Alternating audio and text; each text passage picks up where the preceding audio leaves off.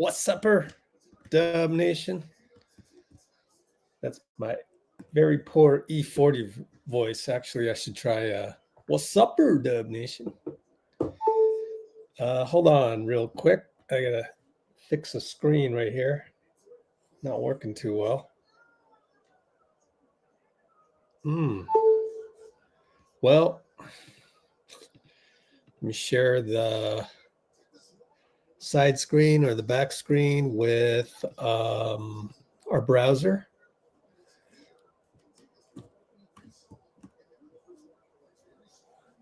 And just hang on real quick as I try to reconnect. No signal. Wow, that sucks.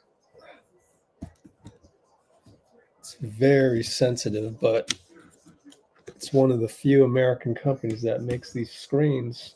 So I'm kind of stuck doing it this way. Here we go. There we go. We're back. Okay, so tonight, Kevon Looney is out. So that's one thing. Looney out tonight. And, who the heck am I? For those of you new here, I am Rich with Let's Go Warriors. And I've been credentialed with the Warriors for like a decade. And, but now I'm pretty much retired from that. It's taken a toll on the body and the mind, so had to get away.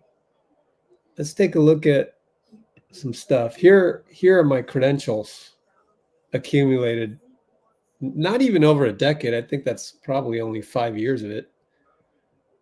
Here's me saying goodbye to Steph. This is Las Vegas. This is Mendenhall Center in Vegas, Team USA camp. And that was a cool moment.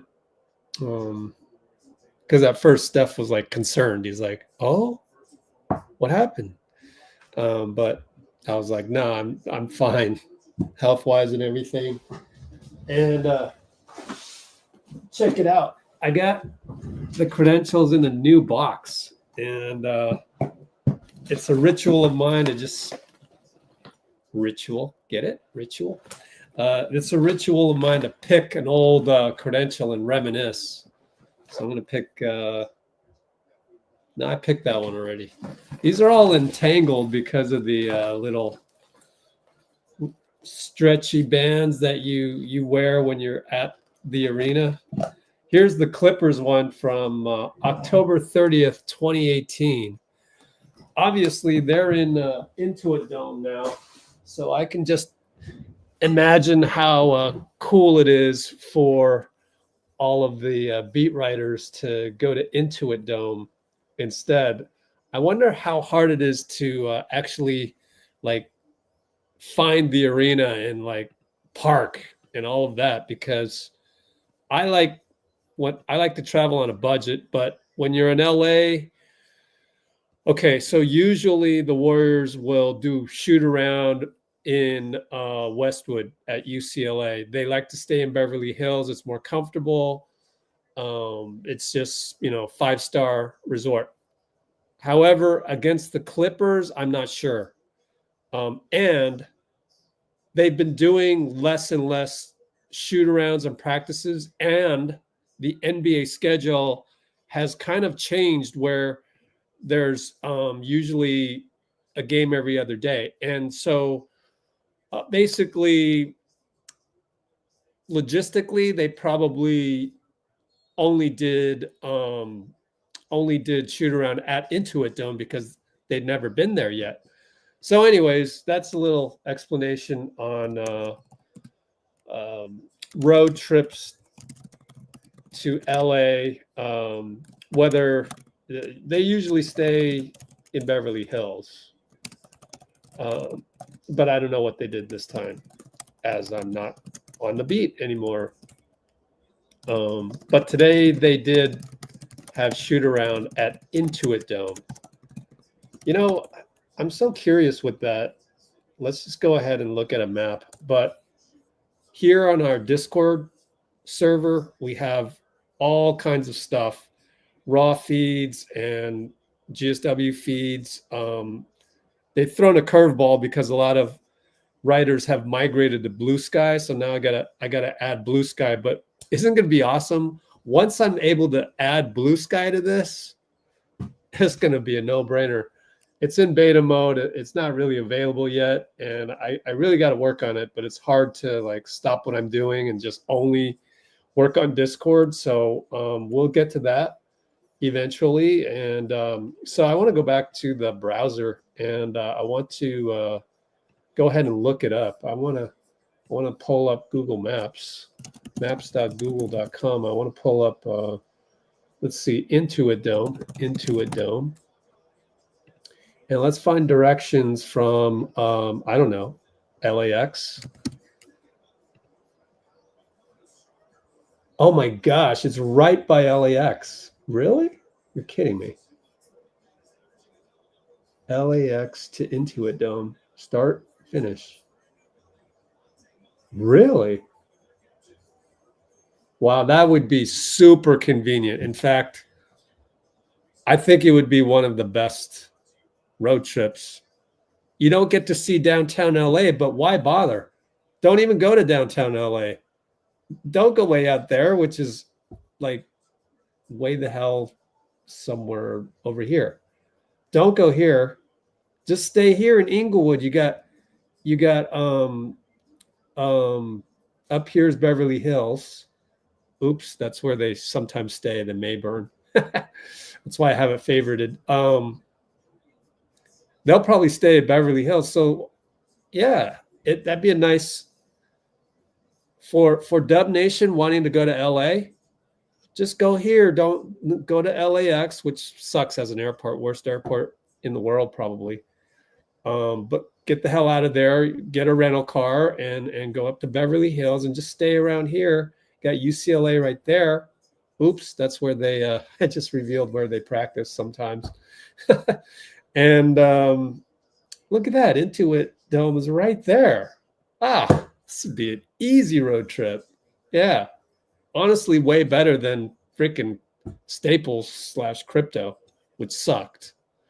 It's such an old building, but it has its pluses and minuses. But anyways, we're about to tip off pretty soon.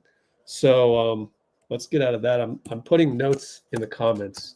So looking at Google Maps and an imaginary road trip to Intuit Dome. I'm sure there's just tons of stuff on our Discord, honestly, right now. Let's take a look. I forgot to transfer some of the users that are in our NBA Raw feed, but there's there's people cover the Clippers. A lot of people cover the Clippers, such as Tomer Azarly of Clutch Points, Law Murray, Andre Jackson. What started to scan? Oh, no, Andre Jackson's on the Rockets. Okay, no, Andre. Wait a minute. Today at 7:30. Anyways, Andre Jackson is on isn't he on Indiana? Never mind. But Law Murray writes for the Clippers.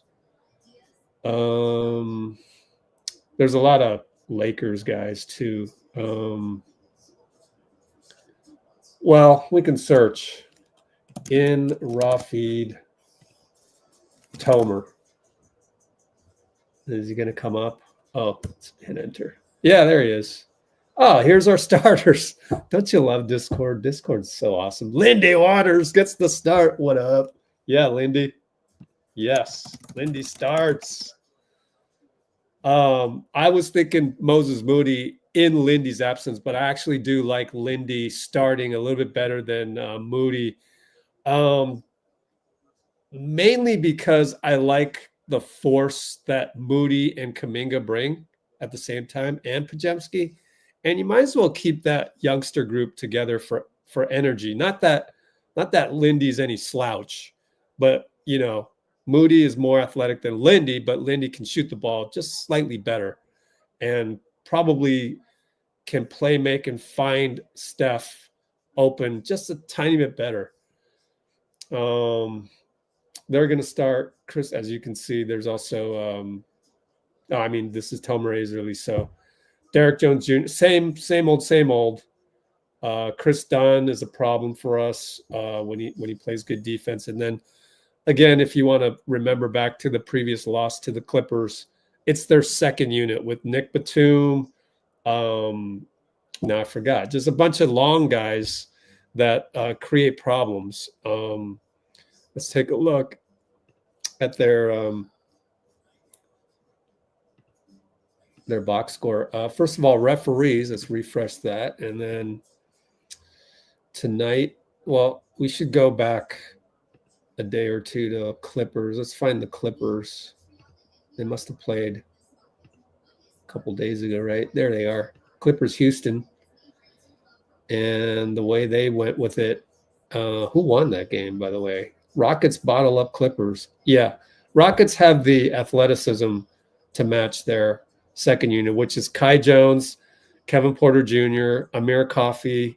Good Lord. And Nick Batum, that 4 guys that are super long, like 7-foot wingspans. And then Terrence Mann is kind of like poor man's Lou Dort, which is more a credit to Lou Dort. Lou Dort is now better than Terrence Mann. You know what I mean? Like, I respect that. I really like Lou Dort, even though he's kind of like Dennis Rodman-like, where you don't like him if he's on the other team and you love him when he's on your team. Anyways, so those are your starters. Looking at our Discord server for the LAC beat writers and starters. Now I've got to catch up on get my external keyboard so you don't hear me typing all day, and check the comments. What's up, everybody? RJ, as usual, was the first one to comment, so I really appreciate that. Duxley Cadet thought he was the first one, but he isn't. But he's second, which is pretty good. Dean Chambers, don't know if he's going to be on our postgame or not. Kimbo and Arbel over on Twitch. He got his Baron Davis We Believe era shorts from Sav's brand, which we are going to run the same promotion and then something extra or two after Black Friday. So look out for that. Arbel already told him. I already told Arbel about that. Steph being well. I never thought Steph was going to not play tonight because he was questionable with bursitis, but then they had the video of him going up the wall, which they're showing a oh my gosh, it's so steep. And if Steph is going up the wall, then his knee, they must have popped the bursitis, and that's fine. Can't watch this one, Dean. That sucks. What's up? Yeah. Good comment, Pilgrimage. Good to have you on Twitch. Arbel, make sure you keep commenting to engage Pilgrimage. Tip off. Zubac's won the tip at the 1345 mark of the live stream. I'm going to keep notes in the description, which will transfer to the comments once I run out of characters. Zubac's handoff Powell. Lindy knocks it away. Good job. Harden on Wiggins, or Wiggins on Harden. 5-4. He goes left. Bye-bye, Wiggs. Trayce is there. No, it's off the rim. Good help by Trayce. Good help by Trayce right off the bat.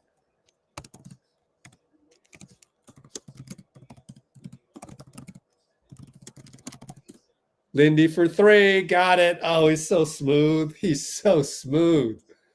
Yes, sir. Lindy 3 up top. I think it was Draymond assist. Yep.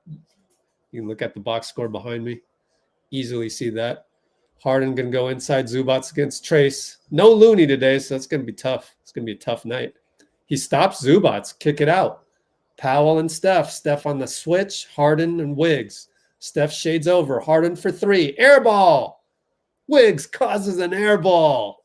Wiggs playing like at least second team all defense this year, man.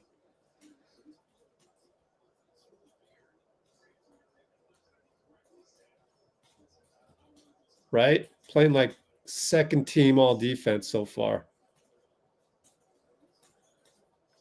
And Draymond left side, Derek Jones on him. Alley-oop. Oh, bad pass to Trayce. But Trayce never made eye contact, so half of it is Trayce's fault, quite honestly.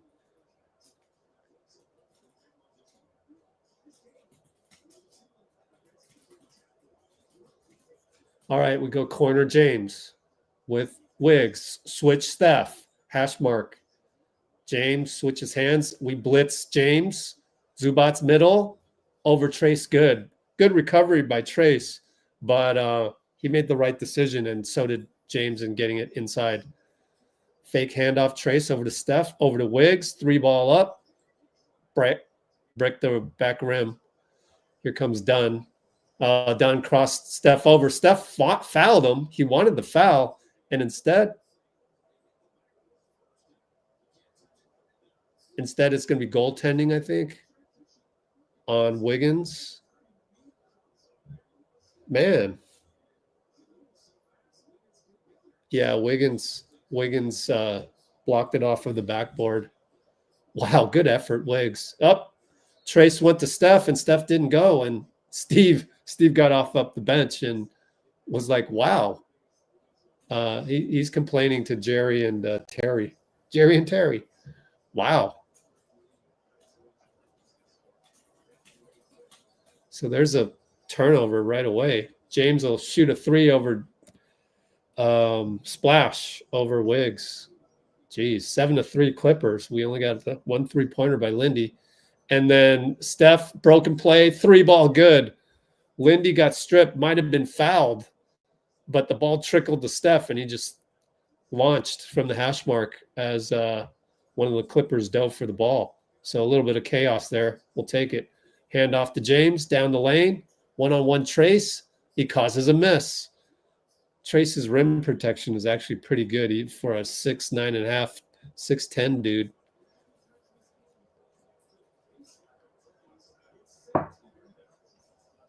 All right, we go right side, Lindy. Inside to Trayce.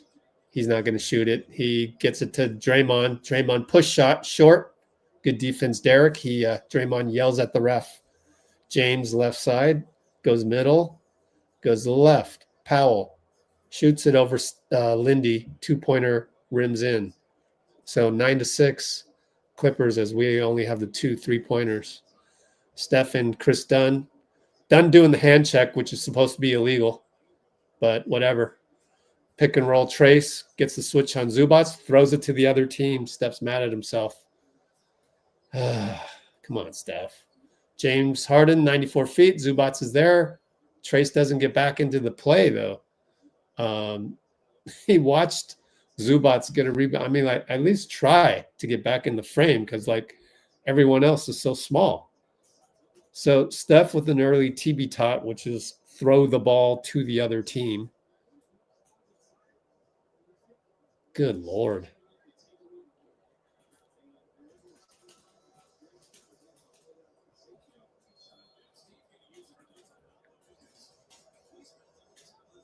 Timeout, Steve. Very Popovich-like. All of us are like, why don't you do this like 2 years ago? I agree.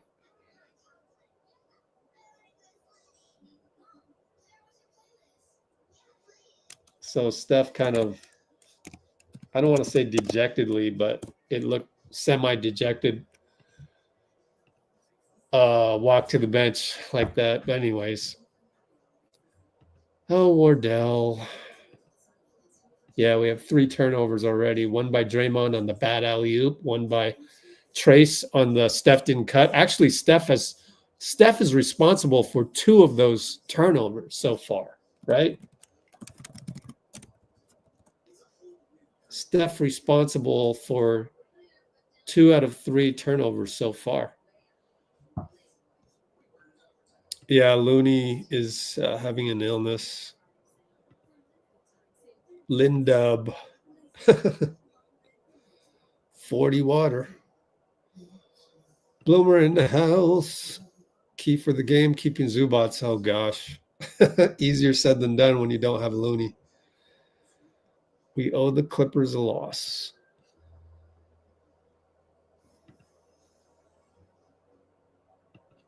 All right. Catching up on everybody saying hello. This is like Cheers, where everybody knows your name. 40 water bucket. Waters. Deserves to be angry. I know, huh? Oh, thanks for hitting like. Yeah. How we doing on the likes? We got 59 concurrents. Wow. Surprising. And only 18 likes. Oh my gosh.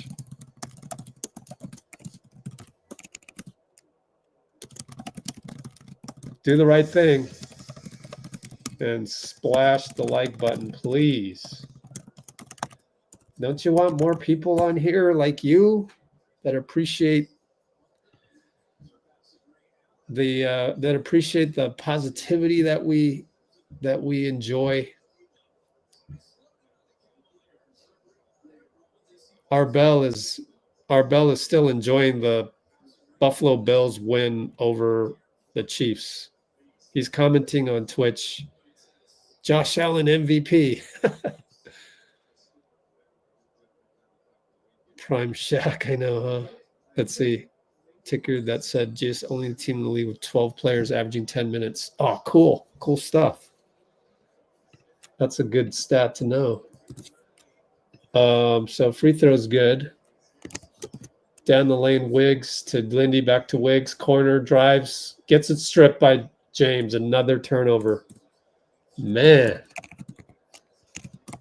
And then James throws it to Wiggs. And Wiggs dribbles in and gets fouled. Good job, Wiggs. Okay, so we'll shoot free throws. Let's remind people to hit the like button. 60 concurrents right now. We should do a poll real quick. Think of a poll. What should we poll people right now? Oh, I know. Something that I wrote about on the website. Are you tired of media and other narratives people keep bringing up last year?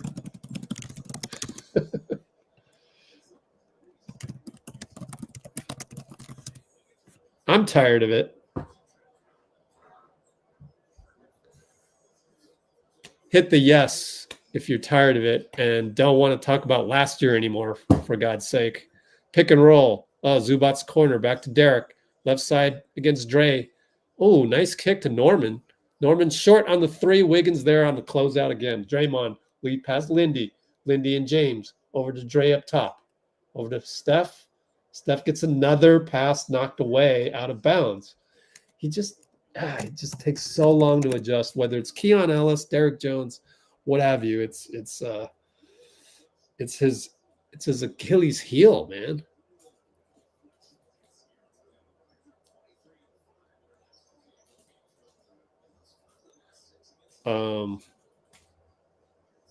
Steph around the left side, passes it to the other team again, and he wanted a kick ball.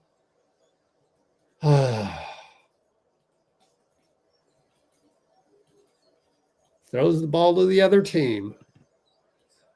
I don't know. Maybe we should change the poll. Would you bench Steph? Derek Jones for 3, then kisses the air. Man. One more turnover, that's going to be the poll question. Draymond will attack, gets doubled, and barely got the ball back.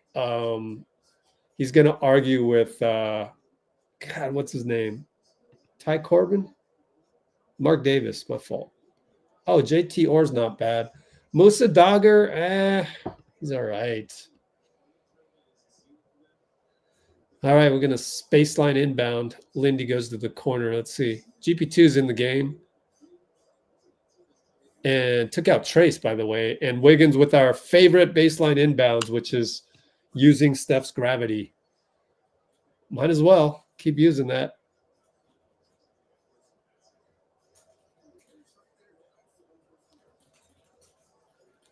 All right, we go turn the corner. Norm on Draymond. Kick it. Chris Dunn attacks left on Lindy. Kick it to James. At least Gary's out there to close out, but James hits it anyways. Wiggs right side. We're down by 7. Touchdown, 17-10. Steph left side. Hash mark. Step back. Overdone. 3-ball. Airball. I mean, brick. Barely hit the rim. Too hard. Norm Powell goes to the corner. Shoots a 3 over Dray. Got it. And everybody leaves. So who's going to bring it up? Steph or Dray? We're going to close up on Norm Powell for some reason. Wiggins, right side to Green. Draymond, back to Wiggs. He's got him on the run. Got Gary, and he blew a layup. Gary blows a layup. Zubac. Draymond blocks Zubac. Wow. Saved the day right there.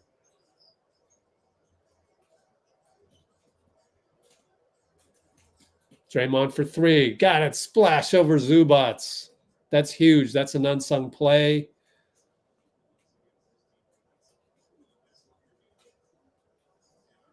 Wow.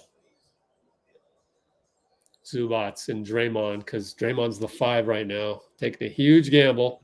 But this was part of the rotation, I think. Harden, opposite hand to Norm Powell with Gary, good job. And then Norm misses a baseline shot. Draymond, another rebound, brings it up himself. Up to Gary. Gary blows another layup. Good Lord, Gary. Good Lord. Still our ball, amazingly, because, man, smokes another. Jeez. So we're smoking layups like 3 times. GP twice, and Wiggins the one time got turned it over. 20-13, we're going to call another timeout. Did we call that or Tyron? I mean, oh, it's a challenge. 2013, 446. 2013, 446. Lou challenging the remember Gary missed the shot and then out of bounds our ball. Nope. Challenge that. I have no idea.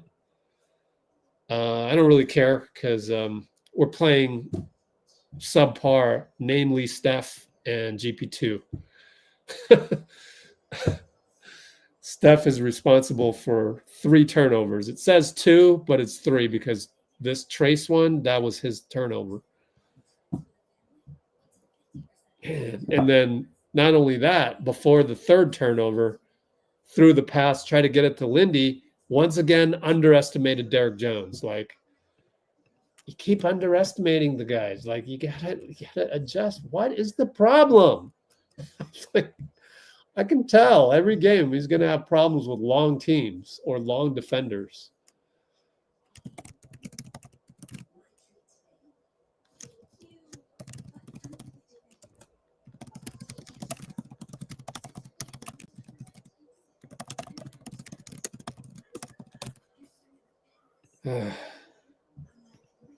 It's a good thing Memphis didn't play G.G. Jackson. He's been injured. That's another guy that Steph can't figure out. Like, takes him forever. It has to be like, a playoff series or something for him to adjust. I would have expected him to adjust already based on our first loss to the Clippers last time. But I don't know. Other than Karachi. Who the heck is Karachi?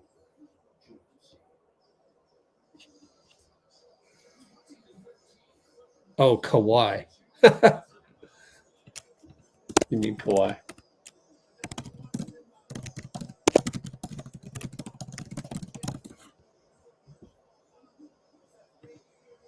Oh, you're welcome. Oh, my gosh.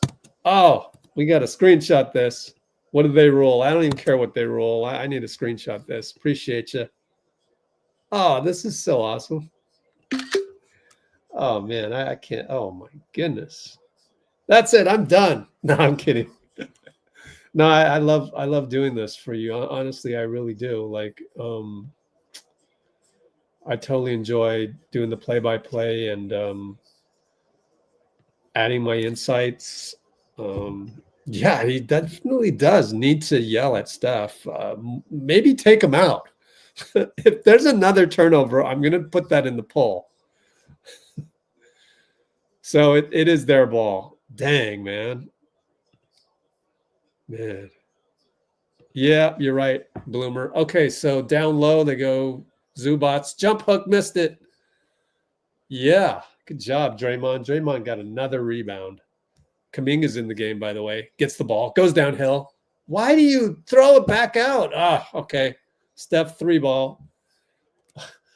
I want to clip that. I want to clip that. Did JK soars and kicks it out to Dray? Steph misses a 3. Harden fade away over JK. Good. We got to go back to that. That's at the 4:30 mark. Kuminga early in the shot clock had Harden. Now go on Harden. Go. What are you waiting for? There he goes. Finally doubled. Goes to GP2. Goes out of the play. Doesn't even rebound. Oh my God. Oh my God. Fade pass to GP.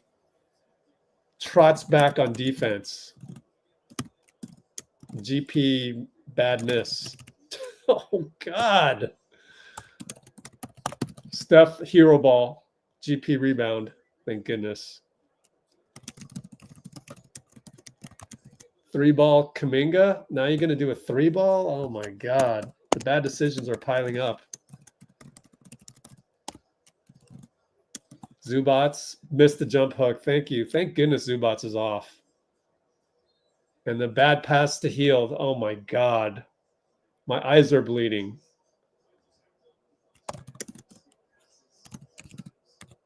Was that Buddy's fault? Yeah, Steph sits.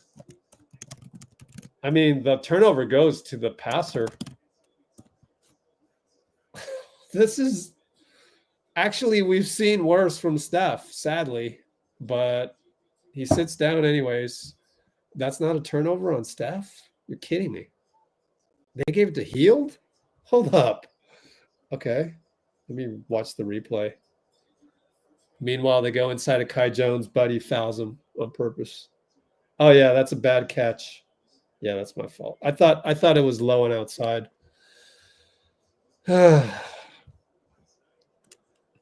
Hield bad catch.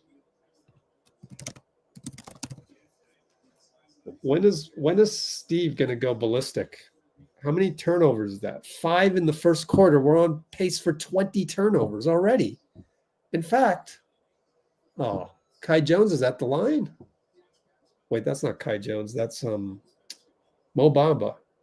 Mo Bamba at the line. Even he can make a free throw. Yo, guys in the white. Guys in white jerseys. You see how Mo Bamba's hitting free throws? Actually missed the second one. Kyle Anderson. Buddy Hield. Oh, right side lefty finish. Whoa. Against Coffee. That's not bad. Nice. And James managing the game. Kick it back out. KPJ against Brandon. Brandon, good job to not reach. Fade away, no good. Yay! Brandon didn't reach. And Kuminga down the lane. Lefty good. Do that the last 2 times. You should have done that, but I'll take it. Good job. Lefty downhill, banker. Beautiful. We're down 8. 207, 206, 205. James goes right on Buddy. Runs into Kyle, but doesn't charge and finds Mo Bamba for a dunk. Because at that point, Kyle's the biggest man. Kuminga attacks, reach in, lucky by Mo Bamba, no foul. Got lucky on the reach in. So it's our ball baseline. Can't really run the Steph gravity play here, so let's see what we run. Moody was open for a sec, but anyways, goes to Buddy, handoff by Kyle. Buddy throws it away. So Buddy and Steph have the turnover bug. J.K. with the bad gamble. KPJ misses it. And it's a foul on Mo Bamba. Or no, foul on Brandon because he was stuck guarding a big. And you can't foul anymore. Now you got 4 fouls.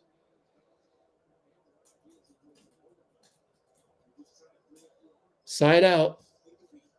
Down by 10. Steph's got to come out better. But I guess he's dealing with the knee bursitis. I don't know. James dancing around with Buddy. Right side. Kyle shows. Throws it away. Kuminga got a free steal. Buddy in transition. Splash. It's so automatic. Beautiful. Like down here, like it's a different release than Clay, but it's just as effective. Brandon Pajemski saves it. Is he out of bounds? Oh, Brandon stepped out of bounds. But good hustle, Brandon.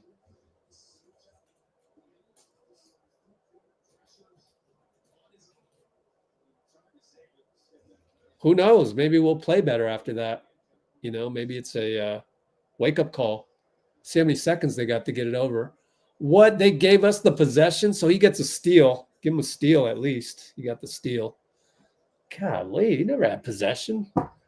It should be like 4 seconds left on to get it over half court. Anyways, James against Kyle. Kyle reaches in a little bit. James goes right by him, blows the layup. We got lucky. BP outlet, JK trying to get downhill. Does get downhill. Gets a foul. Kind of a late call. Mo Bamba, no chance. Just retreated, put his hand up, but really was in motion when he put his hand up. A lot of body there. So good job by JK to get downhill and get the usual call. If you can make both, it's a 5-point game, 47.7. Come on, JK. Nope. Oh, my God. He pulled the string on that. That was a near air ball.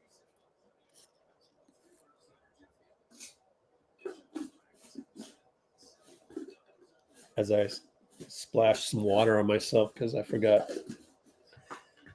Had a problem with one of my ice cubes. Just overflowing here. Well, he made one of them. No, we missed both. We're stuck at 20. Good Lord, JK. 3-ball Nick Batum, no good, thank goodness. What's the point, man? It's really getting to him. It's all mental at this point, JK. You got to go watch tapes of Kobe shooting free throws. I mean, seriously, why not? Forget everything else. BP, nice swing pass. Moody does not shoot it, attacks, scores. You better score that. He had an open 3. Oh, man.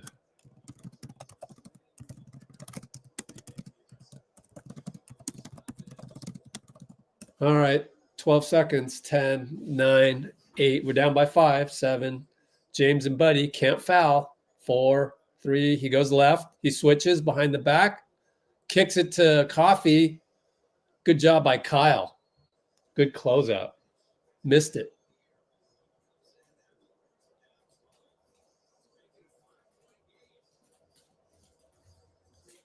(22-27). Pretty good job holding the Clippers to 27, but pretty bad job throwing the ball away.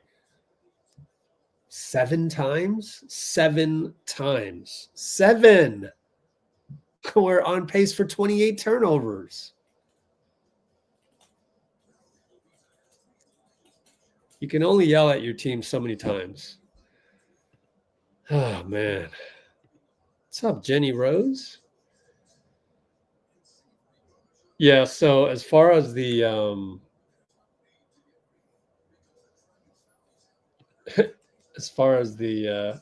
poll, this is why I brought it up, because there was nothing to talk about, number one. But also the latest article, be sure to go like my article, guys.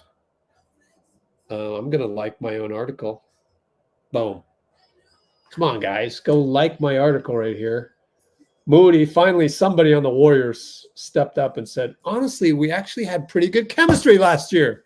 Dean Chambers, you would have loved this. You know, Dean's been on here literally saying, I thought last year was pretty damn fun. Right? Duh, totally.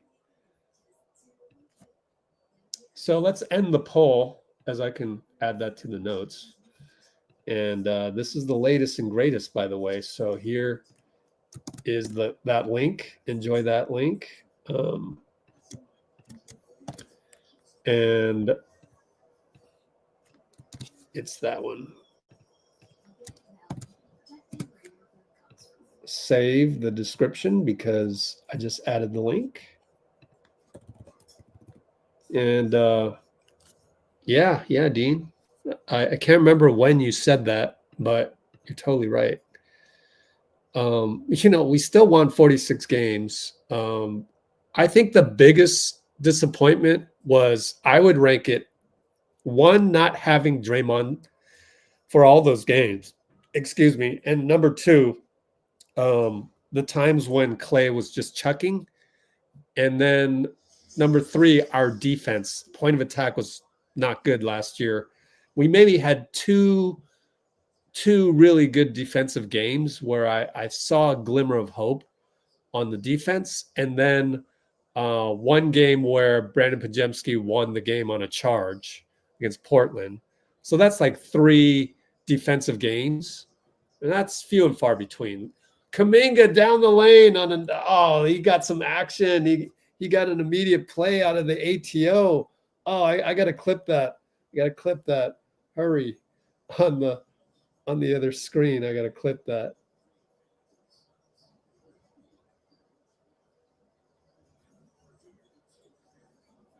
Okay. Kevin Porter Jr. inside, no good. Rebound, Buddy.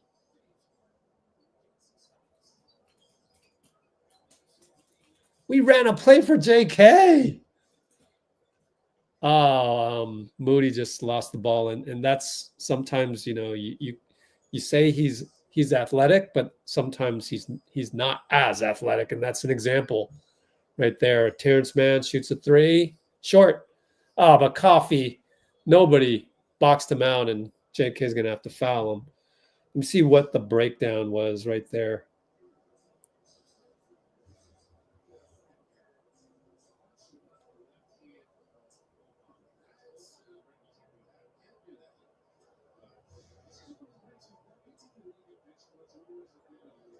Yeah, so Moody was late getting back. Kuminga completely lost his man on that one. Lost his coffee. There's a Terrence Mann out there. JK forgets to box out.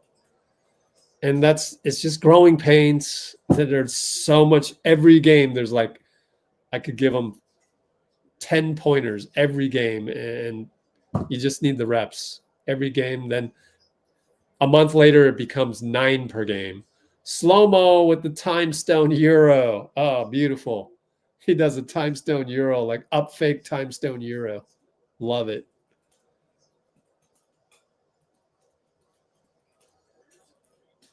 And it will be Zoo with the handoff. Kyle switches on to Kevin. Fade away. I'll just call him KP. There's only one Kevin in the league as far as I know. Kyle, corner, 3 ball. Hit the board. Way off. Man brings it up. We're down by 5 only. Feels worse because we know we can play better. KP, BP. It looks like KP's double dribbling because we can't see the ball. They go inside the Zoo. Brandon shows, kick it to Nick.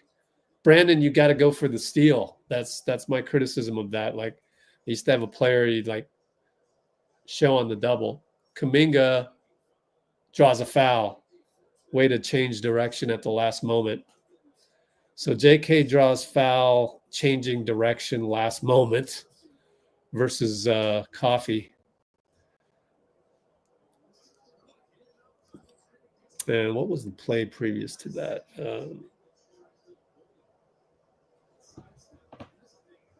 BP. BP. Oh my gosh, the free throws get worse. It's growing like a disease in his brain right now. They need to hire me to do the psychology part of free throws. I would just show tapes of Kobe Bryant hitting free throws all day. That's all you need. You just mimic his mama mentality. Simple. A lot of it is emulating your you pass it down generation to generation, superstar to superstar. You just emulate Kobe. That's all you got to do.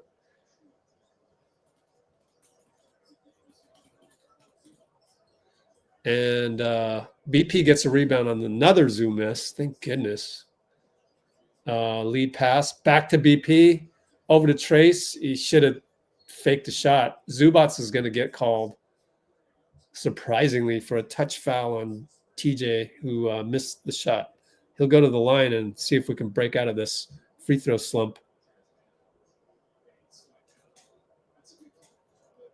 So on the show of the post by BP, and Trayce misses a free throw. On the show of the post by BP, Zubac gets the ball in the post. BP's behind him. You've got to go steal the ball, a la Michael Jordan against Karl Malone, Game 6, 1998. And Trayce missed both. Liners for Trayce and J.K., man. KP in the lane, no good, buddy. Or Moody comes back to get the rebound. He and Buddy are wearing headbands, so it's hard to see in the flash of the moment. Dangerous pass to Buddy. Buddy's up top. He's going to fade away a splash. It's short. Oh, and J.K. hustled to get a tip to Trayce to BP3. No good. But give credit to J.K. If I'm keeping tabs of every little mistake, I'll keep tabs of these good things too. And Coffey's going to get a 3 in transition. 8:42 to go. Steph at 9 minutes played, so probably don't bring in Steph till like 6 minutes. BP up top. Moody pops open. 3-ball wide open. No good. Nice screen by Trayce, though. And we're down by 10, by the way. KP switches dribbles, gets a switch from Trayce. Trayce says, come on, buddy, you got to get back. JK with the steal. Wow, JK, buddy. Look at him sidestep that 3 line and gets it to Moody for 3. Way to execute. Timeout, Lou. Lou not taking any chances. Does the old Popovich 2-0 run timeout. So 37-38-09.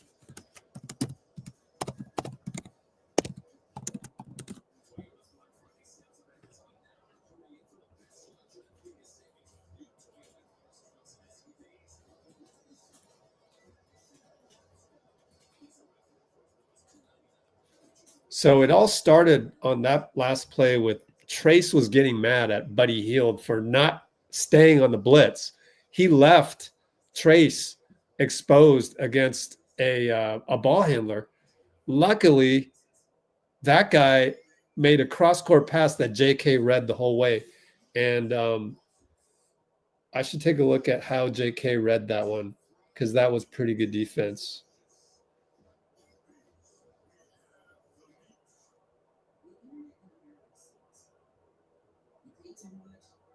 Yeah, just good anticipation. Really bad pass by Kevin Porter Jr., but we'll take it. And let me airdrop the other thing that we will take a look at halftime, which was the design play out of the timeout for JK. The other thing I do want to go all the way back is at the 4-minute 30 mark, and JK passed up a drive. It's just like, dude, what are you doing? It's so funny because he's like the most talented player on the team other than Steph, you know?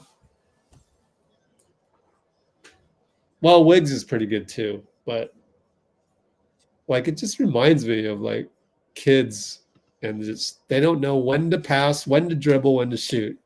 They literally don't know.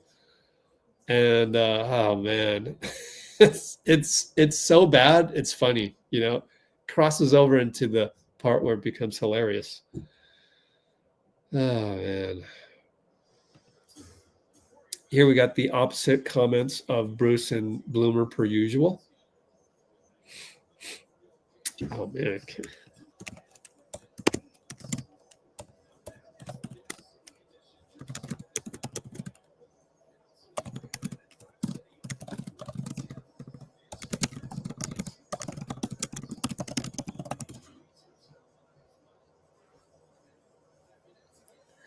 What's up, Dean?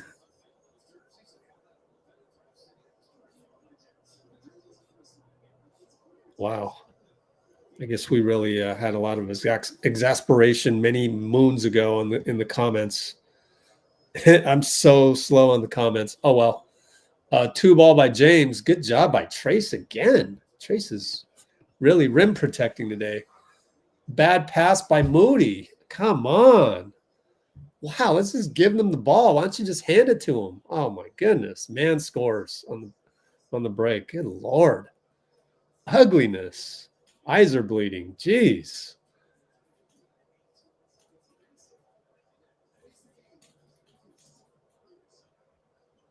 Brandon dribbles around. Now he's stuck out to the Lindy.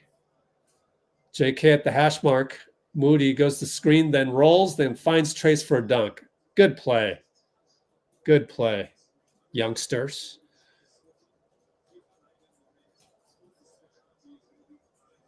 We're only down 7. Feels worse. Feels like 14. Coffee. Bad pass. Trayce is going to get a breakaway. He got it. Thank goodness. He was kind of slow. Coffee should have gave more chase. I mean, Coffee don't give up on that. Could have caught up to that, I thought, but I don't know. Zubats. I mean, I'm not in Coffee's body right now. So James over to Coffee for 3. Misses it. Batum and Moody knocks it off of Batum. And Moody says, good call, Dogger. Musa Dogger. 5-point deficit. Steph will check back in. I mean, there's a sub, and I don't really know, but I would expect Steph to be in the sub because that would give him 15 minutes played or maybe 16. And the target's 32. Good job by Trayce to go 94 feet on the dribble. He's done a pretty decent job on Zoo. Of course, Zoo isn't hitting anything today, so there's that too. So in a way, we're lucky. Hand off to Coffee. Lindy trails because that's called foot behind defense. Nick Batum hits a 3 in the corner. That's what we give up. So he made it. He made it. Hits one more, then we got to change our defense. Trayce looking for a handoff. Finds Draymond. Reverse layup, no good. Terrence Mann wants a foul on the ground. Probably not going to get it. But great. Are you seriously arguing that? Wow. Dude. Come on, guys. I clearly fouled the guy, and now I'm campaigning for a side out, and they're going to give it to him. Wow. That's horrible, dude. And Draymond's been hitting free throws lately. That was a nice play. I'm finally seeing it on my laptop where they top locked Steph.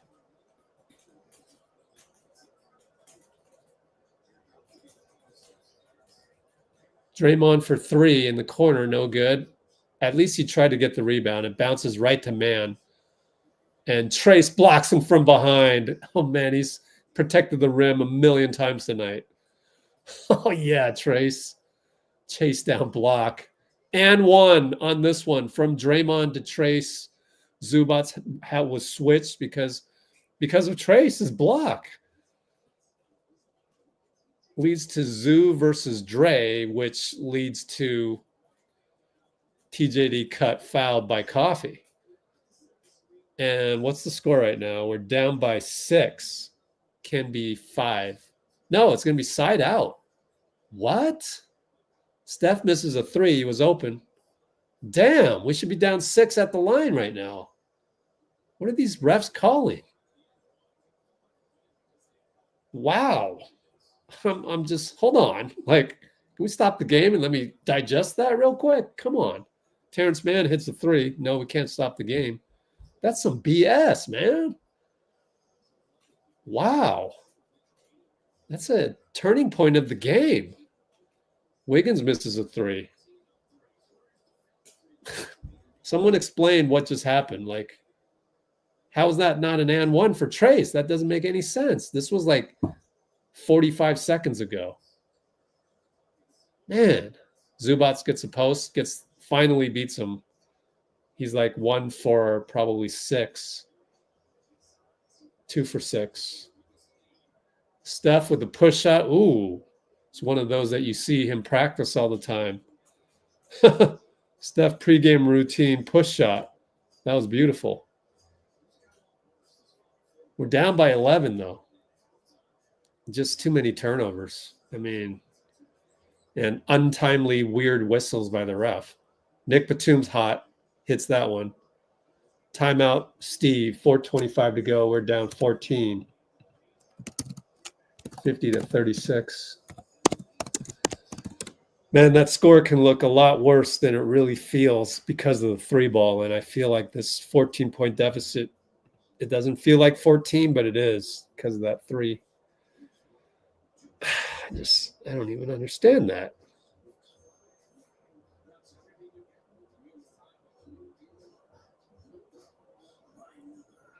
Where's your pick, Dean?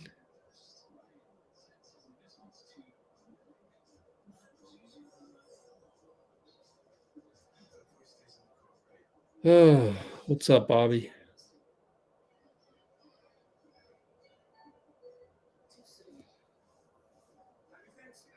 Oh, yeah, Benny Gold's logo. Yeah, the W. You do have a skill, though, Cholo. You did the Let's Go Valkyries, which I guess will be unveiled next month when we have the draft. I don't know. I got to get on that horse and start doing some stuff. No, but I've been really busy with life, so.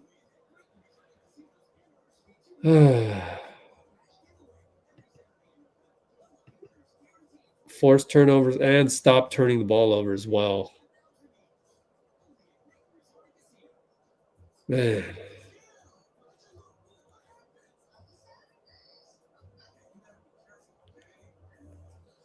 Not really.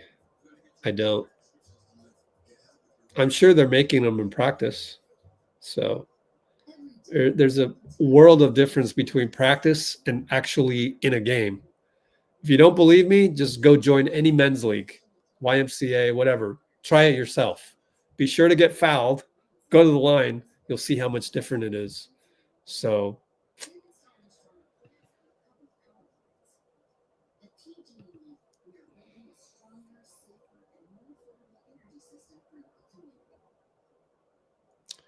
well, anyway.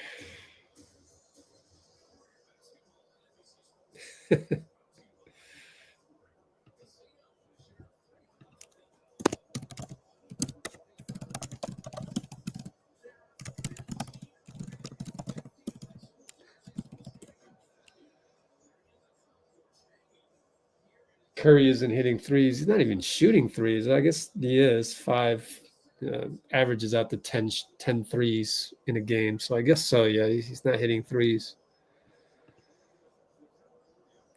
Well, you've got to I don't think the defense is that bad, guys. I think the 14-point deficit is largely offense. Pick and roll, Steph Trayce. Bad screen, Trayce. Turnover. Jeez. What the hell? Oh, I got to see if my my high school jersey is up there. It doesn't look like it's in alphabetical order, so good luck. Anyways, that transmission is 30 seconds behind and it feels like an eternity. Oh, I think I saw my high school jersey. Honestly, I thought I just saw it.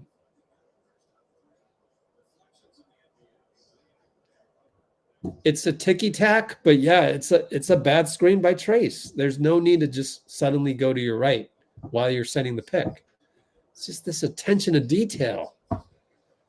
Man, on the ATO even. This is a coach's nightmare. James, loses the ball against Wiggs. 3-ball and Wiggs. Oh, he smacked the hell out of, good job by Wiggs, man. Wiggs is playing some all-star defense. He closed out on Harden and then the other guy. Man. I think the shot clock went off before Man got it off, though. So otherwise, maybe it was a foul.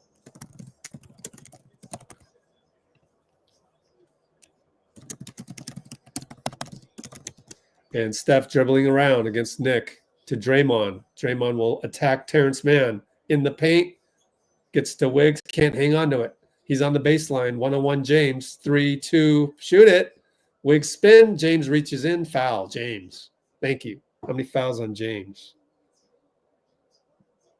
1 foul.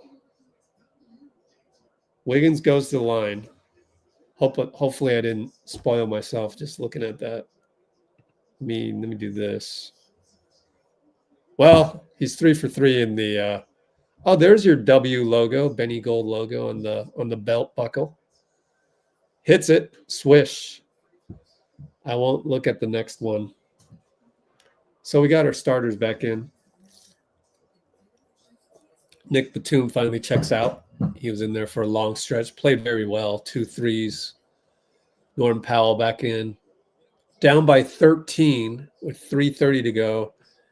Just get it to 9 points. I'm happy, with us having the bakery open tonight. If you can just get 3 stops in a row, cut it to 9, I'll live with that. And Wiggins missed. So the free throws are 4 for 10. That's high school level. Actually, my high school, we shot better than that. I think we're probably 5 or 6 for 10. Usually. Norm and Lindy switch by Steph. Norm and Steph. Don't reach, Steph. Norm loses it. Lindy knocks it. Great steal by Lindy. Outlet Wiggs. 2-on-2. Oh, he lost the ball again. Just giving them the ball. Wow. James scores down the lane. Come on, man, guys. Another timeout. Good. I'm glad you're calling all those. Use all 7.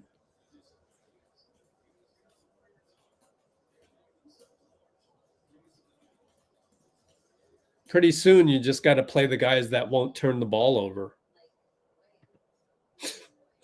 That's what I would do if I were the coach and I was frustrated to death. So let's see. We're going to be down, 15? 52-37.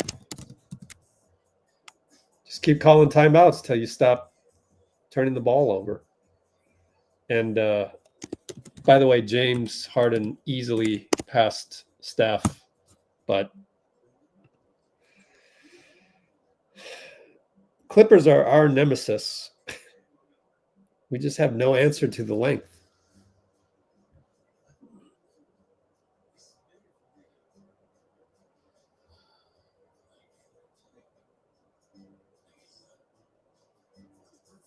Now that's bad help by Trayce. I got to be honest with you. What are you doing? Yep, Draymond was yelling at him. Let me show you guys. That is some awful defense by Trayce in transition. I mean, Steph is telling you to help me out, and then you just don't help. Surprisingly, really bad.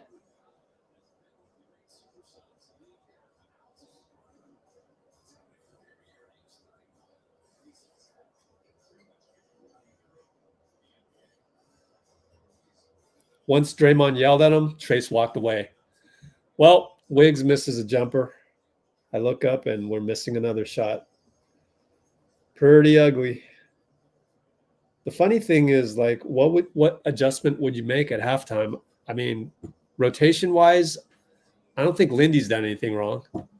So, I don't know. Maybe just start small. Go with, like, Kuminga. Norm blows the layup. Draymond throws the outlet at Wiggins' feet, but Lindy's there. What the hell, guys? We need to have passing drills. Lindy misses a runner. Zubac's rebound. 2 minutes now. 159, 158, 157. Down 15. Harden Wiggs goes right. Kicks it. Chris Dunn steps on the line. Thank you. Good closeout by Trayce. I mean, our defense is pretty good, guys, except for a couple times. So I think it's the turnovers. 20 points off turnovers to 11. So that's +9. So even if we even that out, we'd still be down by 6. And then you can look at our bad shooting, which is 14 for 35. Steph for 3, short, out of bounds. The ugliness continues. Eyes are bleeding.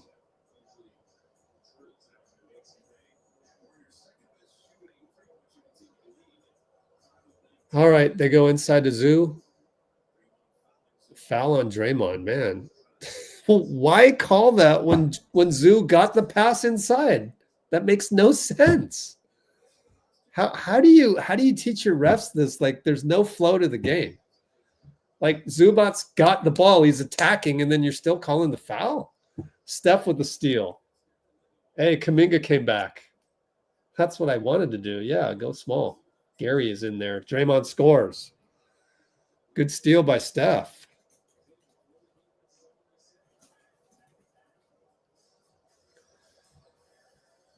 $1:15 left. Gary and James way up top at half court, basically. Screened by Chris Dunn. They switch back. Good job by Gary. Fake step back to Norm. Norm turns the corner on J.K. Come on. Well, when I said we're playing good defense, I didn't mean when J.K. was on the floor. Man. Draymond for 3. Got it. God, J.K. Gosh. It just... Zubac's way out there at the hash mark. Draymond pressures.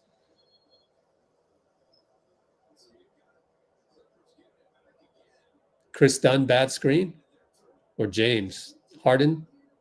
Maybe Zubac's. I don't know. Great defense by Draymond, though. Pressure defense.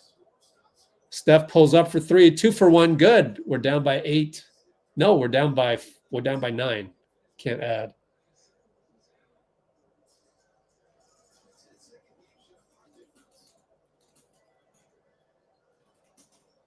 All right, James and Gary. Chris Dunn screen. Nope, goes away. Same one-on-one. James and Gary. 8, 7 on the clock. 6. 10-second differential. Sidestep 3. He tries to fake the man, that should be a kick out. Should be a kick out foul on James. 6 seconds. 5. Foul by Derek Jones. We're in the bonus. Nope, it's a moving screen on Draymond. Jesus Christ. Yet another turnover. What is that? 15? Are we at 15? Let me guess 13. Yes, 13 turnovers. Awful. Just an awful display of offense. Turn the ball over and let's make bad screens. 4, 3. Norm Powell easily gets by Kuminga. That's horrible defense. Atrocious quarter.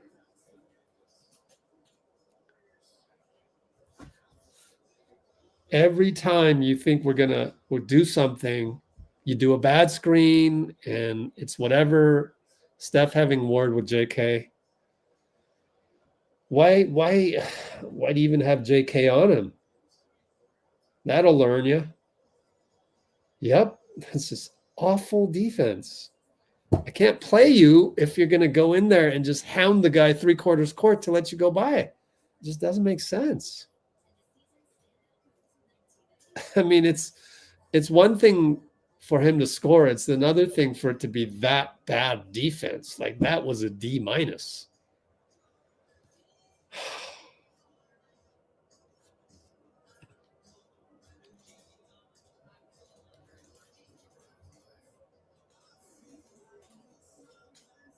Well, I'm not gonna sulk too much. We just got to look ahead. I don't even want to look at the bad plays and stuff. What I will look at is one good play that we had, which was Kuminga right out of the ATO. So I'm happy to do that one. Let's keep it positive because there's plenty to complain about. There's like a whole litany of things to complain about. So take your pick. I don't want to look at bad plays. Let's look at a good one. So 1:10:30 mark, looking at the ATO design for JK. So here's the ATO design for, was this the ATO? This doesn't look like an ATO. 220 mark? What was that? Yeah, I don't know what that is. Let me make sure I clipped it right. 220 mark, first quarter? Oh, yeah, okay. Oh, this is Memphis. This is the wrong game, no wonder. Yeah, I clicked on the wrong one. Here we go.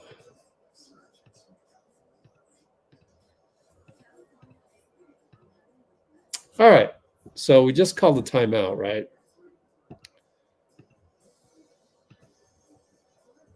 We just called the timeout, and we're going to run a play for JK, which is beautiful. So I guess we cited out right here, Kyle the BP or something. And here comes JK, handoff, and then basically some interference by both BP and Kyle. So there's your handoff and then screen by Kyle, roll by Kyle, turn the corner by JK. He's very good at turning the corner, leap, and nobody there can stop you. So that was good to see. One of the few bright spots.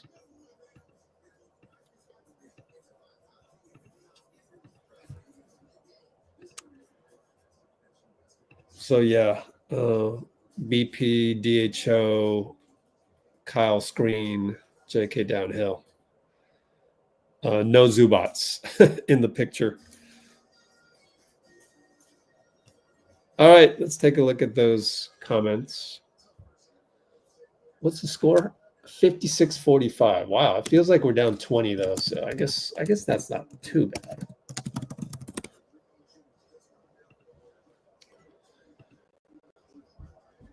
Oh, what happened on the TJD and one? Yeah, good point. Let's see. Where was that? Anybody know the timestamp or the scoreboard?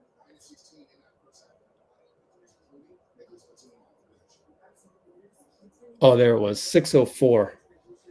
Wow, I got to go back quite a ways. Let's see. What is that one at? Problem is I can't read the scoreboard because YouTube TV loves to cover it up. There we go. That was at the 6:04 mark.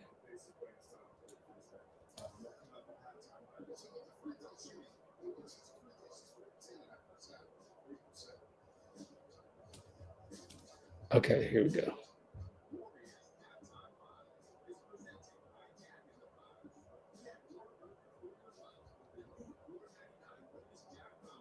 No, that's 6:33.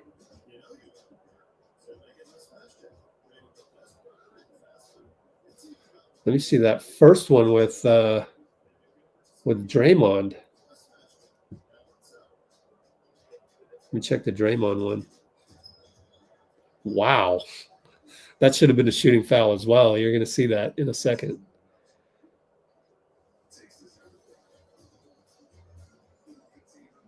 That's absolutely horrible that you would be influenced by James Harden and Terrence Mann arguing.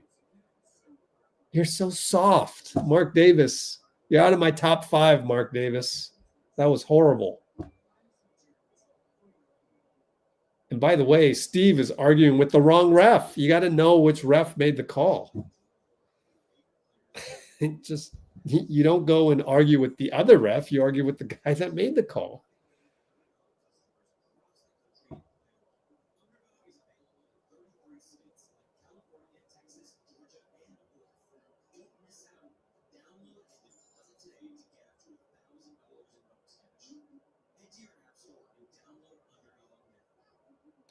Trayce did a stare down of Terrence Mann. Oh, wow. Anyways, are you sure you want to see this? Or do you want to just be more infuriated? Those are game-changing momentum swings. But if we can't capitalize on the side outs, then what's the point, right? We're just I don't even want to play that again. That'll just get me more angry at the refs. And really I don't want to be mad at the refs. I want to be mad at ourselves. So if we should have got the and one, maybe that's 4 or 5 points. We're still down. Still down by 7, something like that.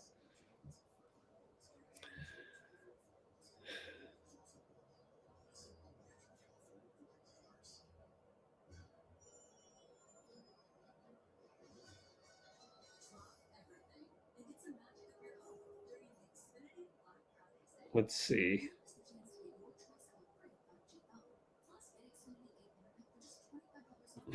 Right now?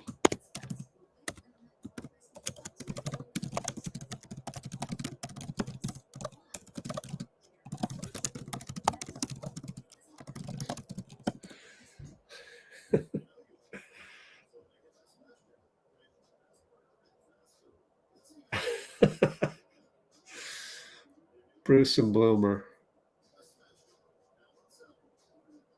Ah, come on.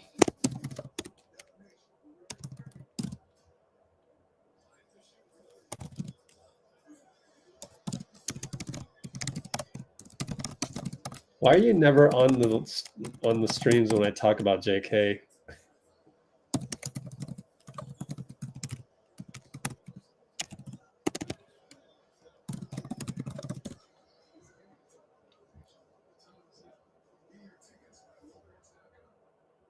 We're outcoached. So Steve should coach us not to commit 13 turnovers. Oh my God, you're on the wrong platform if you're innately, if you don't like Steve Kerr. I know that we're only 1% of 1%, but like we're the only channel on the internet that actually likes Steve Kerr. Now, he's not perfect.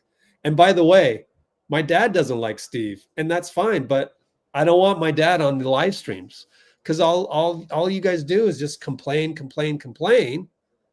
Is it really Steve, or is it really your life where you're addicted to that? And that's what my dad is. He's addicted.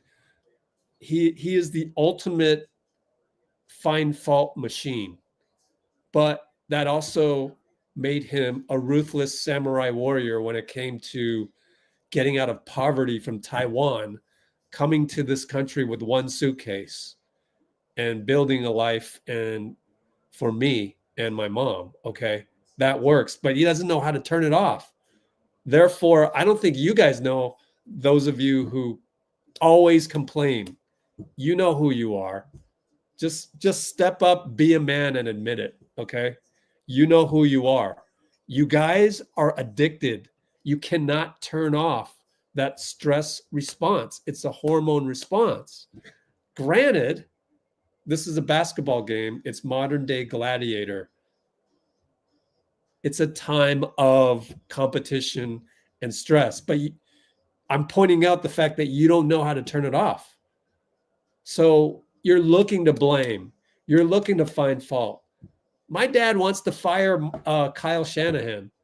Are you serious? Like, who are we going to get instead of him? And when I ask him that, he goes, oh yeah, who are we going to get instead of Kyle Shanahan? Like, dude, like just, and every week he goes, we got to fire the special teams coach. Well, the problem is you don't know how the culture works. You're not in the building. Maybe it doesn't make sense right now to fire the special teams coach. Maybe he is doing everything that he can. And maybe every practice they are showing improvement in the special teams. It's just that under the bright lights, they panic and they mess up. And that's what's happening. You can see it on JK's face when he shoots free throws. So firing people and blaming Steve Kerr, it's a stress response.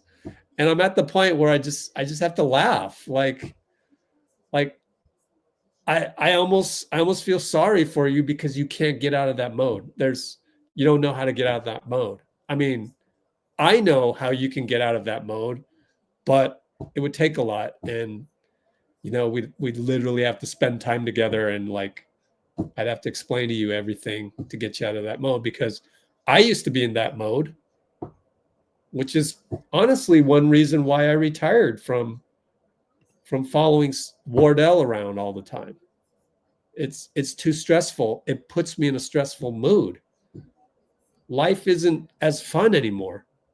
So I don't know what to say, guys, but you guys that just utilize social media platforms to complain, have you ever noticed? You just thumb typing the same shit everywhere. Like, what, to get reaffirmation that you're under stress, that you're in a bad mood? What is the point of that? Why spend your life doing that? So yes, we're playing like shit right now. Everybody's to blame. There's no need to pick on the guy that you can pick on. Like, you picked Steve for a specific reason. He's old, he looks like a wimp, and he can't respond to you. You would never blame Steph. And that's sad, because he's responsible for 3 turnovers. He's shooting 2 for 7, and you won't say a word about Steph because you're scared. You're in a fight or flight mode, and you don't really know who to blame, but you think that blaming somebody is going to solve everything and make you feel better. And yet 100 out of 100 times it doesn't. And you keep going back to it. You keep hitting that, scratching that itch. I don't know. Like, I feel bad for you because you're caught in an endless loop. You're caught in the matrix. It's too bad, but like, once the game's over, what does Steph do? They go home and they see their families and they leave it behind. After this, I'm gonna work on some things. I'm gonna try some new things, new content. Like, StreamYard has the ability to splice what I say on here. Maybe I'll splice this into a new video. And I'm going to try some things. Those are like new things that are interesting to me. Tomorrow, I've got to figure out how to monetize the Discord server that we have, because that Discord is freaking awesome, if I do say so myself. But like, you guys got to put the phone down. Like, do you have the ability to put the phone down and not complain? If you don't have the ability, I challenge you to be aware. Be aware that that's what you're doing. I really hope you get some help for that.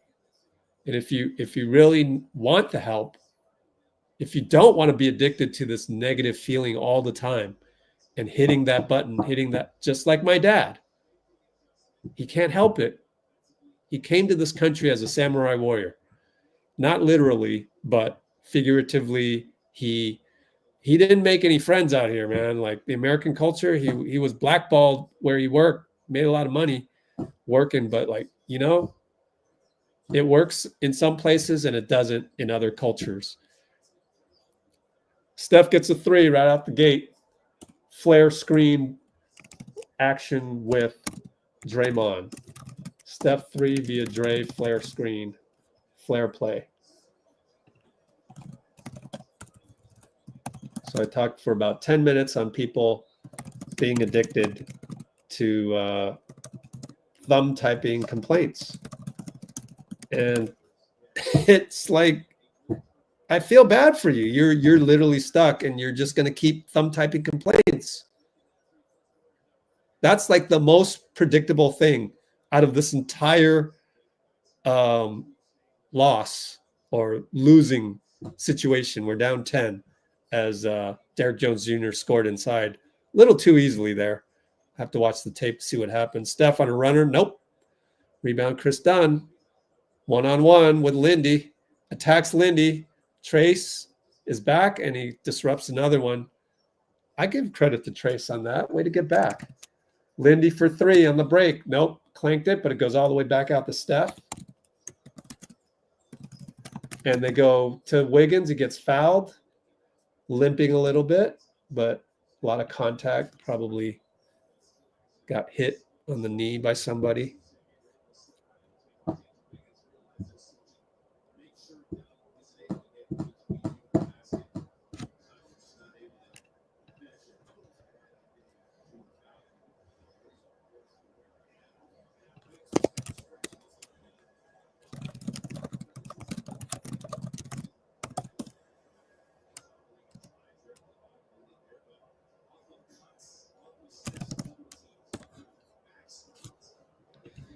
So I can predict that DSGB, if we lose the game, he's going to go thumb type of complaint somewhere. Guaranteed. That's sad. What kind of life is that? Wiggins misses another free throw.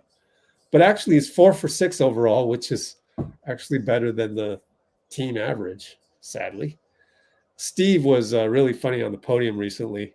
Someone asked him, you guys are really low ranking on free throws, and he goes, yeah, is worst in the league. Is that low enough? Literally worst in the league.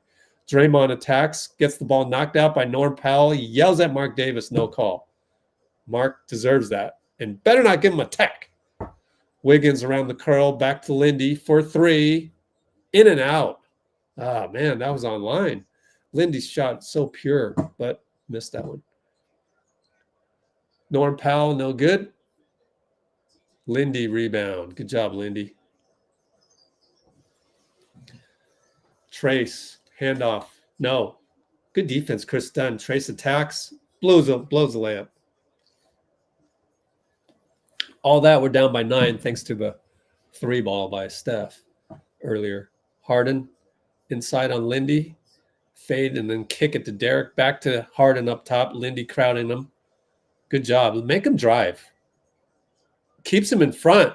Pushes off. No call. Chris Dunn 3. Good. Wow. Kerr is arguing with what's his face? I forgot his name already. Terry Orr. Terry Orr with a joke of an excuse.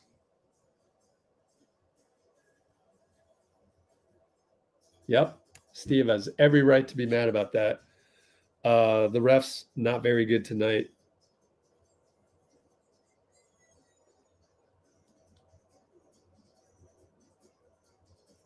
$61.49 with Cantel. Get me a streaming service that doesn't have the thing in the way. 926, 61.49, 926.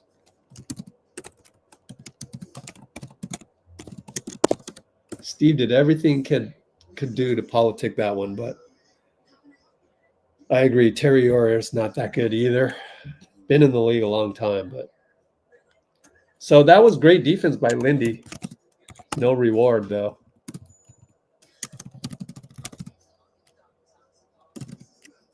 Push off Harden, no call. Steve argues with Orr.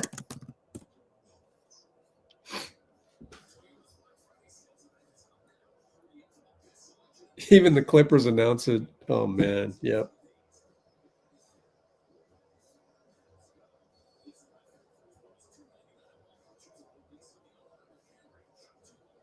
Good Lord, can you tone it down? Man.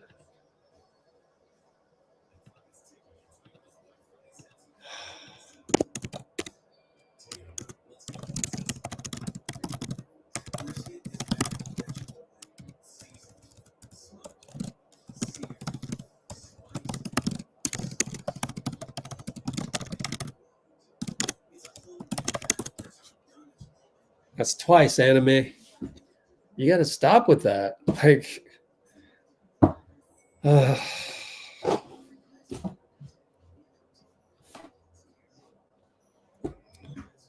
don't know. It takes years. It's like I'm talking to a bunch of Jonathan Kumingas. Like, you guys are so young. You just need more reps. You need more reps of positivity, or you're going to be stuck. hating life. Everything that goes wrong in your life, and there's going to be a shit ton of stuff that goes wrong in your life. I consider WTF just like I said anime done it twice. The first time was the STUPID word, which I don't like to use because it's like getting away with an expletive. The second one was WTF, which I equate to when I see WTF, I literally hear what the fuck, right? I don't want to hear that. Like, so can I just be free of that? Like, if you're saying that all the time in your real life, it's going to wear on you. It's going to sap your energy. One day you'll thank me. The question is it decades from now, or is it tomorrow, or is it next year, or is it decades from now? Wiggins gets a 3 out of the break. Assist Draymond.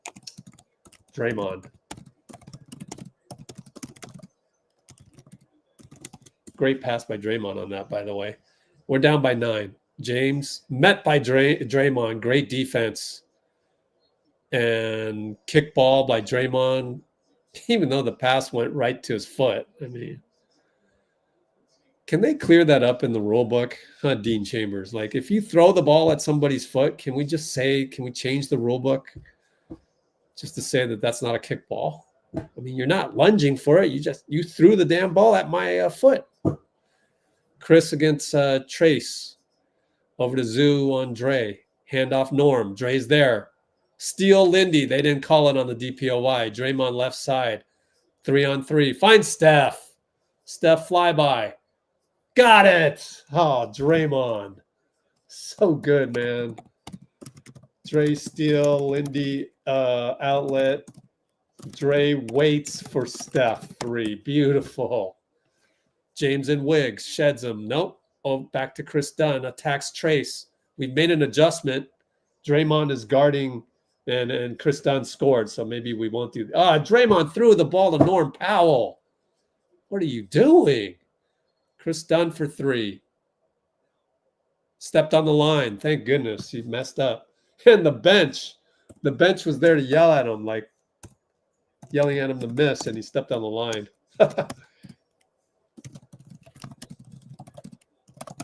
Bench helped out. After a Dray TTBTOT, man.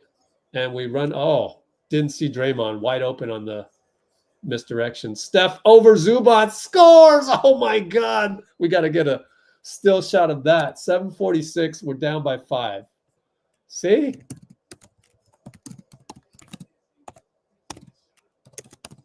Man, incredible. Wait, what was an unsung play?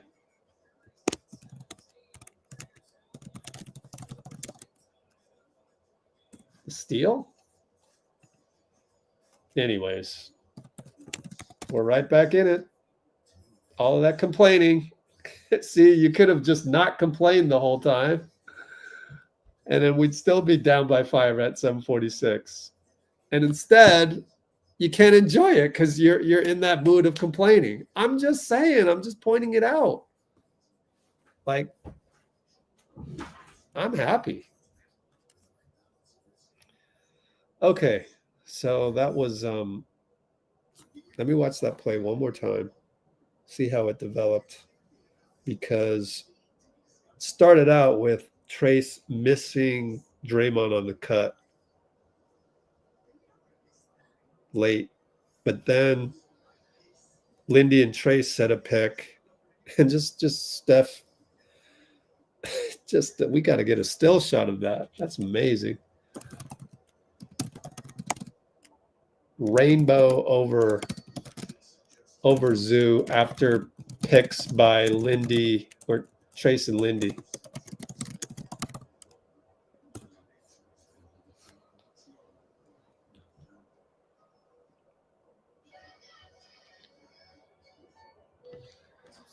Well, I mean, yelling?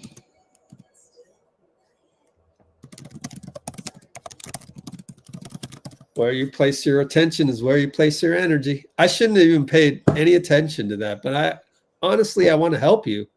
Now, you have to be in a state of receivership If you're not, then no one can help you. Only you can help you. But anyways, where you place your attention is where you place your energy. TJD got to bulk up.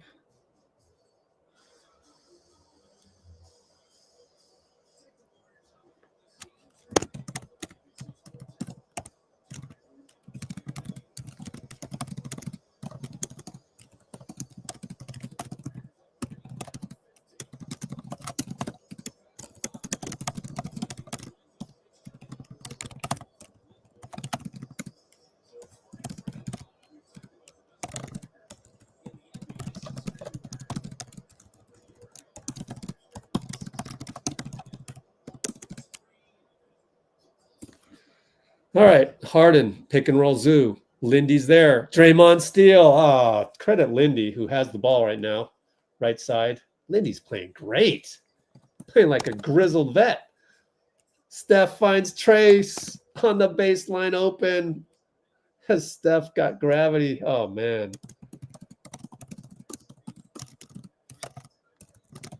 And gets into the lane. James goes to Zoo. Push shot. Oh, he finally made one, or that's his third of the night. So we're down by 5. Can the second unit come in and continue this? Draymond get a kick ball on Derek Jones. I thought Derek did, utilize his foot to stop the pass. So that would be that definitely in my new rule book, that would also be a kickball. Wiggs over to Draymond. Over to Trayce. Handoff back to Draymond. Got to Steph. Chris Dunn falls. Oh, back rimmed it. Oh, too bad. Would be a 2-point game. Norm Powell, Lindy. Shake and bake. Down the left side. Banker no good. Good job by Lindy, man. Lindy rebound. Brings it up. Over to Trayce. Dangerous pass. Back to Lindy. Back to Trayce. What a pass by Lindy. He's playing awesome. Oh, my goodness.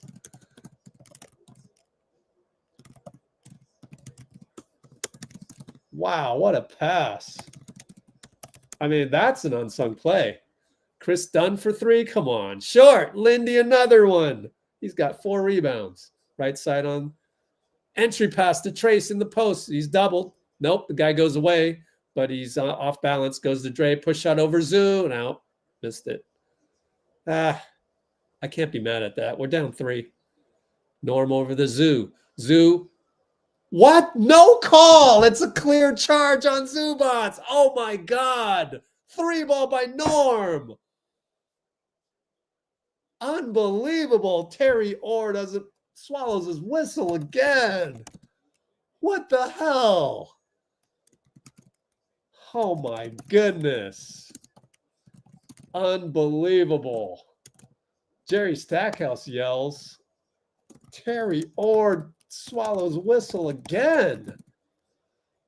Unbelievable. Can we charge into somebody and you not call it? Draymond throws the ball to Chris Dunn. Golly. Derek Jones blows a layup. Late call. Moose is going to call it on Draymond? Who's the son? Are you kidding me? Oh, my God. Will the refs suddenly become less than atrocious in the fourth quarter? I'm absolutely confused by this.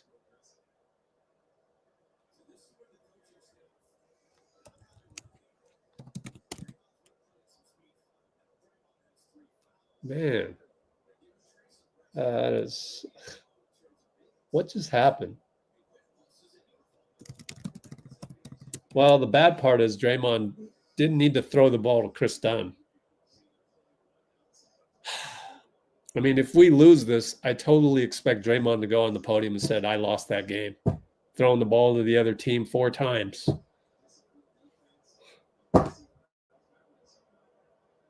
Good Lord.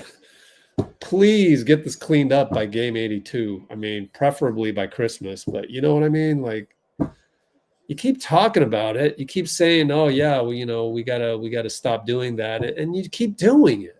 And you're like a Hall of Famer. You're better than this. Just don't make the risky pass. Run the Steve Kerr offense. It's designed not to utilize risky passes. Steph, with 8 seconds left, finds Wiggins down low. Probably should have been a foul on Mamba. Scored it, though. Down by 6, Gary Payton on KPJ. Porter. Good job by Gary. Good job by Draymond. Over to James. James and Wiggs. Right side, ISO'd. Gary shows. James goes right, goes left, kicks it. Kevin Porter can't get by Gary. He's stuck. He's stuck. Shoots it. No. Steph rebound. Great defense, Gary.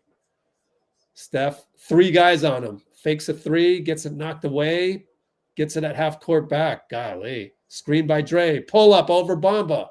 No good. But goes right to Wiggs. Back to Heald. Had trouble launching it, and it's off front rim. Oh, well.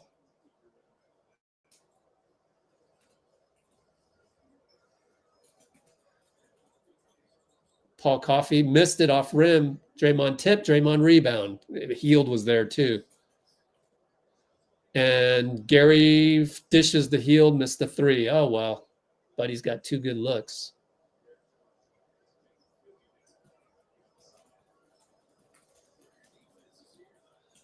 .350 to go. James and Steph way up top. ISO'd. Got a 1-1-1-3 set. James over to Derek. Come on.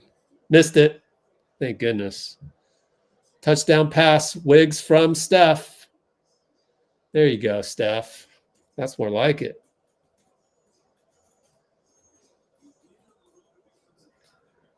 So who got the rebound on that one? That person, maybe it was Steph. So we got a timeout. It was Gary. 70-66 with 3:34. 70-66, 3:34.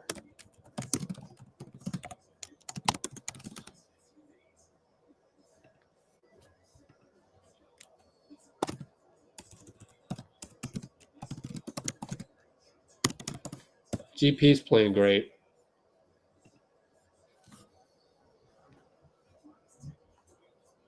I know. Heart stops on that. Well, suddenly it is a good game because Steph got that good assist. 17.6 rebounds, 4 assists.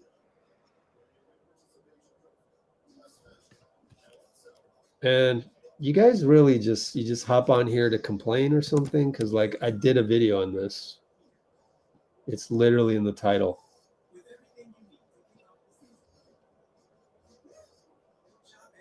More organized here. You got to go watch this. Just look at the timestamps.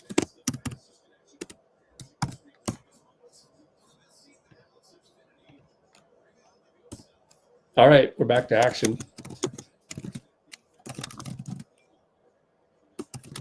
Nick Batum 3, finally missed one. JK's in the game, second unit. Gets downhill on Paul. Oh, well, no push. Wow. No call. JK can't believe it. Just run back on defense, though. Kyle Anderson gets a pick. Beautiful. You love Kyle, man.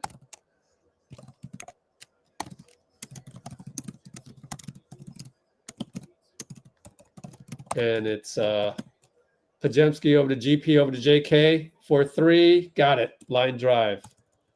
I like it when he shoots those when he doesn't think about it, you know. Just go ahead and in rhythm. Swing by GP deserves a lot of credit. All thanks to the Kyle pick.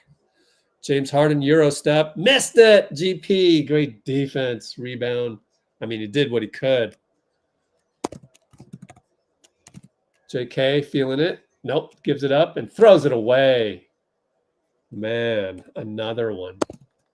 Another unforced turnover.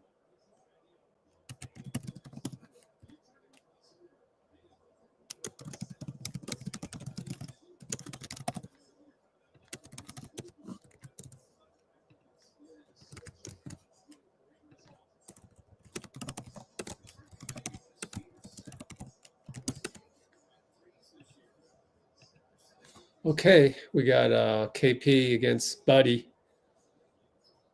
Over to James Harden against Kuminga. Crowds him. Stay low. Oh, wow. Harden got rid of it. Good job by Kuminga. Man pushes off BP. Over to KP. Trickles in. Inbound to Brandon. We're down 3. Wow, we got it down 1? Wow. Kyle Anderson up top. Over to JK. Looks at it. Sees James Harden guarding him. Dribbles around. Gets it to Buddy. Nick Batum screwed up, and he knows it. James Harden was like, what are you doing? Healed 3 on Batum screw up. Harden looked at him. 127, 126, 125. Tie ball game. James and GP switch on to Kyle. We'll switch everything on that one. BP's there to lurk. James, sidestep, way off. Kyle, excellent defense. Oh, man, our defense is saving us. Causes James airball. Love it. Jeff Van Gundy, you can't do nothing about it. 113, 112, 111. Kyle back to BP. Up top with Man. Looking for Buddy. Nope. Goes to Kyle. Goes to Buddy. Buddy's got 2 guys on him. Somebody's open. Come on. That's where JK's got to cut. Speaking of which, gets downhill, stripped away. You got to cut, man.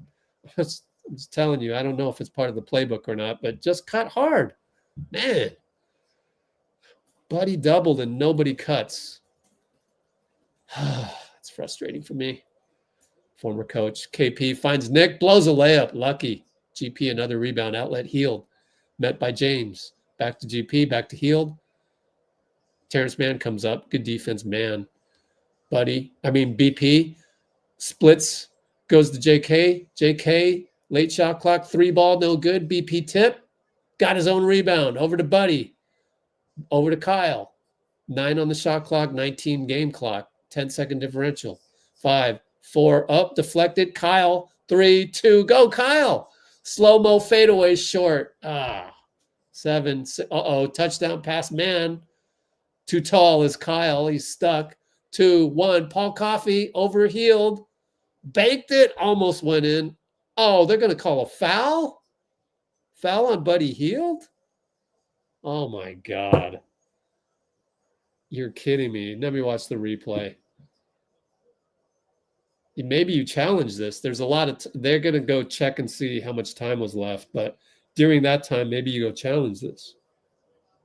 You know what? Buddy got him. That's bad foul by Buddy.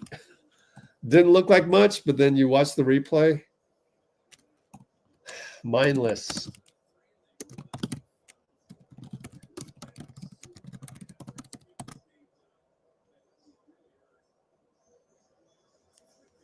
Well, I take it back. On that angle, it wasn't a totally bad foul. By the way, James F. Goldstein in the house, white hat, white pants.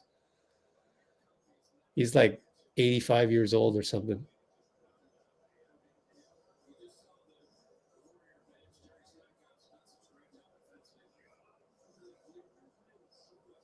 Well, what's the score anyways? It's not all that bad.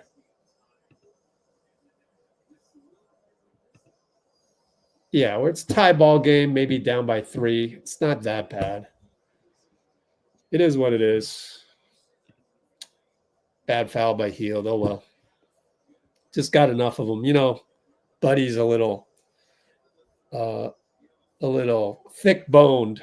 So kind of got him a little.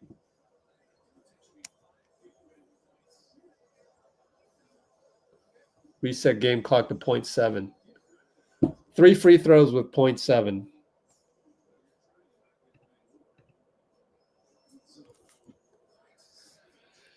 Oh, well.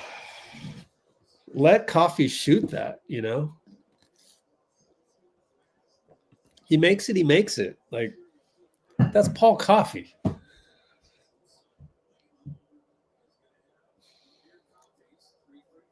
Too many fouls again. Yeah.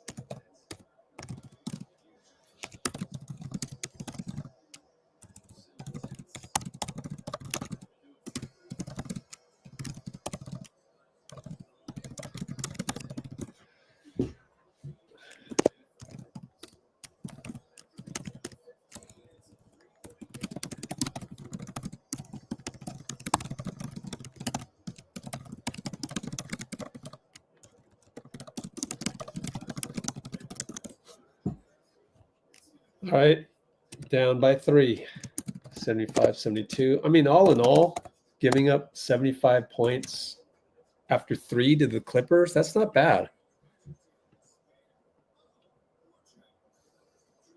There you go.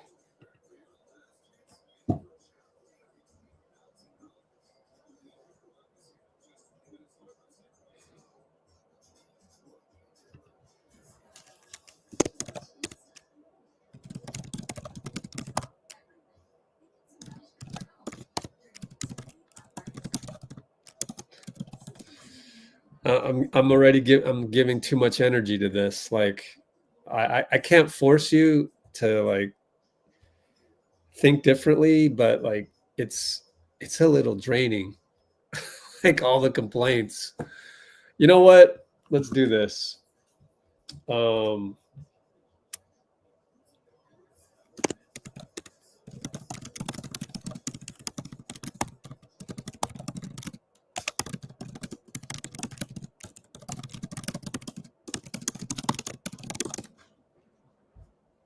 Okay, I'm just gonna time to ignore you. It's just I don't get it. Like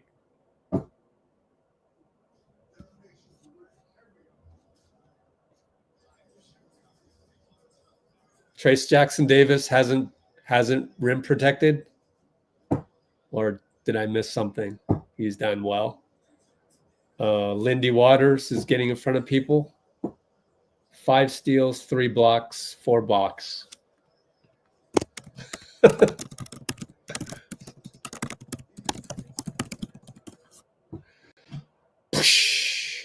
That's your theory.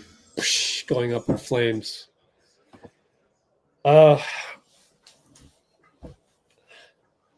Man, if your positivity percentage is worse than JK's free throw percentage, think about it.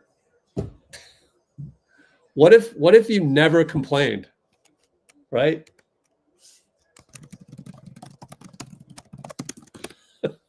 What if? Think about that.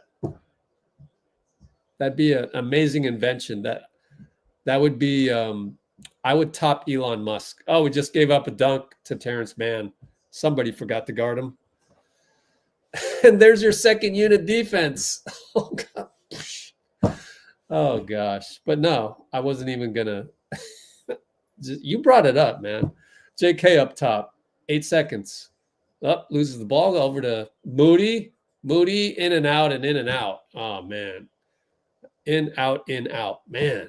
Wow, that's tough. Down by 5. I figure, worst case we'll be down by 9 with Steph coming back.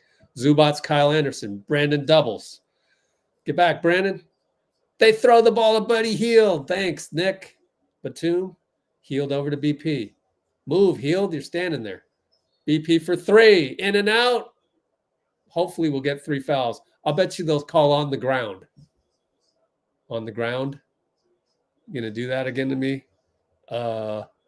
Mark Davis. It's clearly a foul on the shot. Is he going to get 3 shots? I really don't know. They can check the video. He's definitely behind the line. He'll get 3 shots. Please take advantage. Oh, you notice how Pods does the same thing as Steph?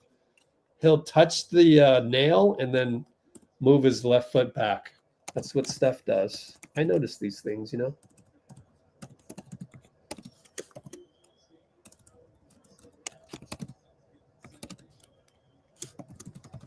Nope, short. 1 for 2.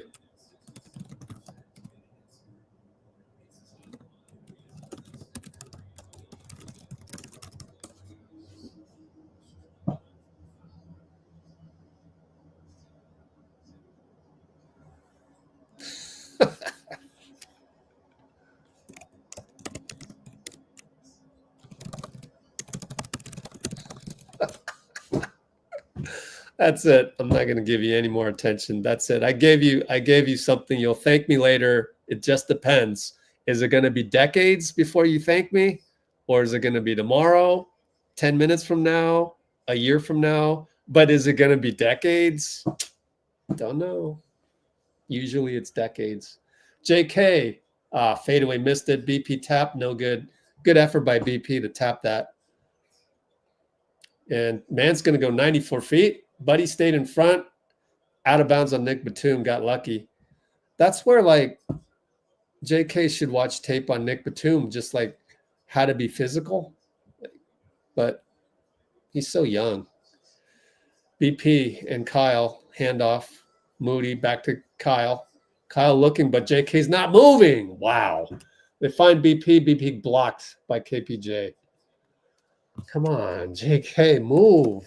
Like, do something. 2-pointer, no good. They did something. Got a rebound there. Kyle. And JK downhill. Lefty good. So good job by JK D-Reb. Then 94 feet. Now it's a foul, shooting foul, looks like. Kyle fouled them. We're only down 2, so that's good news.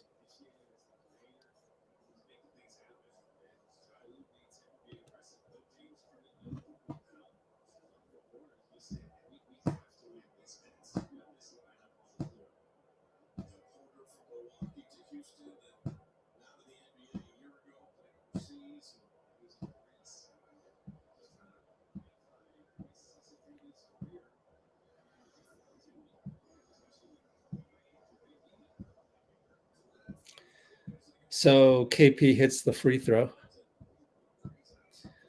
Man, just how our starters threw the ball to the other team in the first half. To be only down like 3 or 4 points, that's pretty good. I'll take it. We got a long way to go in terms of improving our team, and it starts with Steph and Draymond. It really does. They came out. Steph was honestly not that good coming out of the gate. JK, Nick Batum, over to Kyle. Zubac retreats. Finds JK. Downhill again. There's your strong cut. If he only did that all game, can you imagine? Finally, Kyle assist. Beautiful. Terrence Mann, out to Coffee. Healed late, close, and, well, he doesn't normally hit all those, but he was due. BP pushes. Over to Buddy, over to Kyle. Looking for a handoff, fakes it, shoots a 3, back rim. Zubac's easy rebound. Outlet Coffee. Better guard Coffee this time. Over to Nick, over to Mann. Mann and Kyle. BP's got Zoo inside. KP doesn't see it. Drives the lane, scores. And one. Buddy fouled him late. And KP's writhing in pain, will be down 7, possibly 8. So the second unit defense now.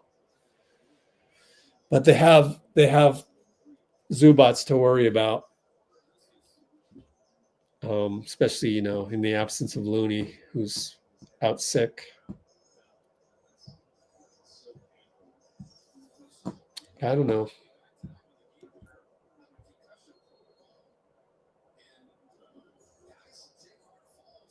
Timeout Tyronn Lue. Probably timeout Tyronn Lue. 84, 77, 832. Maybe you bring in Steph right now. Thanks for the timeout. Actually, probably going to check in anyway.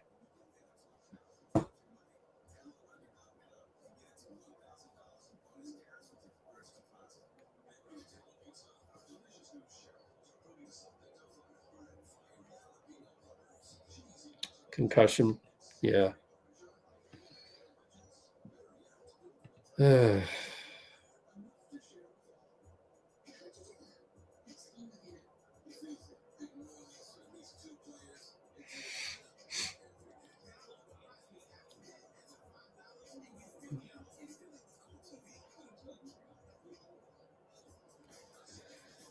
Okay, so let's take a look at Discord since we have some time right now.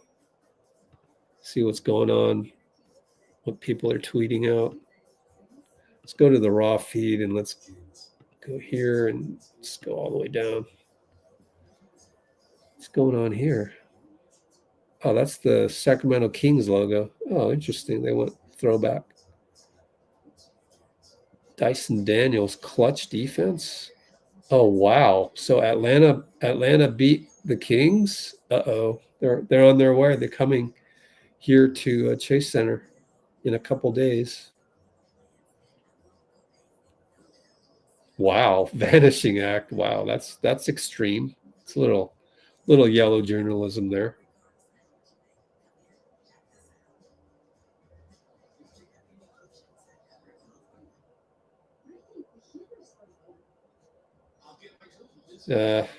Talking about fusing players together. That's you can say that about any combination in the NBA.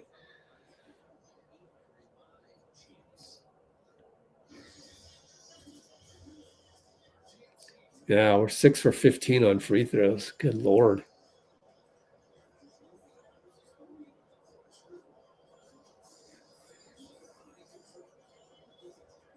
I was hitting my free throws today in my morning workout.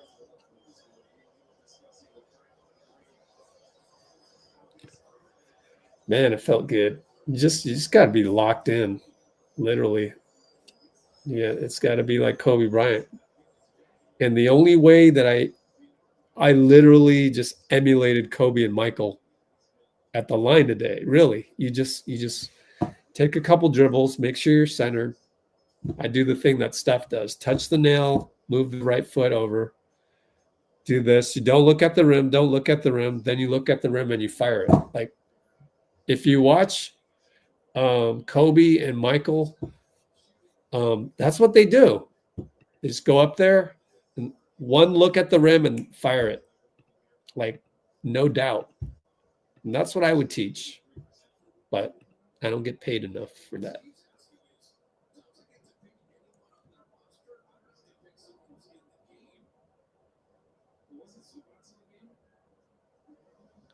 So KP is out and Steve, wait, don't you get to pick somebody?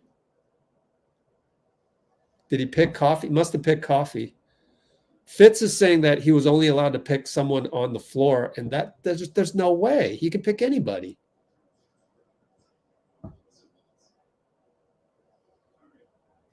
Well, he picked Coffee, and he splashes it. I mean, I don't need an explanation by that. Maybe Anthony Slater will ask him after the game. That's confusing to me. Steph brings it up, screen by Dray. Not a good screen as the timing wasn't there. They find Wiggs underneath, fake on man, and scores. So great misdirection play.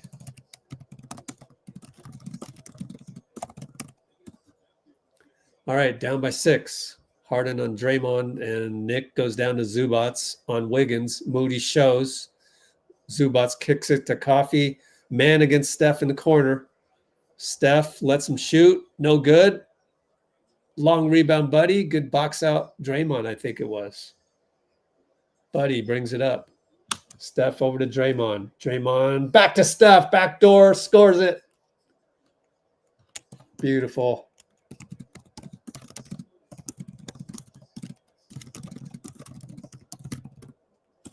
Such a simple play that's caused by Steph's ability to hit threes. James and Wiggs, screened by man. Got 3 guys screening for James, and it ends up being Steph. Good Lord. That was weird. Over to man, corner 3. Good. You're kidding me. Terrence Mann for 3? Down by 7. Steph. Draymond pick. Back to Draymond. Cuts late. Blocked by Zubac. Wanted a foul. I don't know. Tough angle to see on the TV. Man in the corner. Steph lets him shoot. Coffee 3. Cross court. No good. Brick. We got it back. Draymond brings it up. Buddy's on his right. He'll attack. Should be a foul. They finally called one. Mark Davis.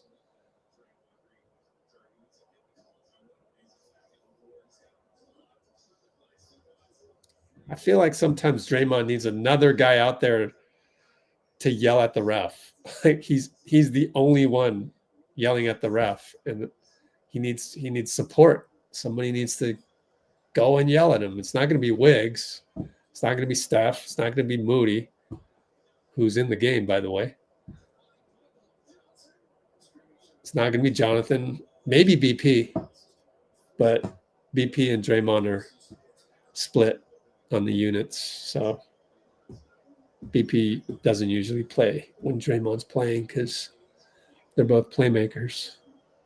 Dray misses another one. Oh, my God. It's an epidemic. It's a disease. What are we, 6 for 16 or 7 for 17 probably? It's not the entire reason, Fitz. Foul on Moody. Paul Coffey attacks. For us to go down by 10 in the first place is because of the turnovers. So it's not the entire reason, Fitz.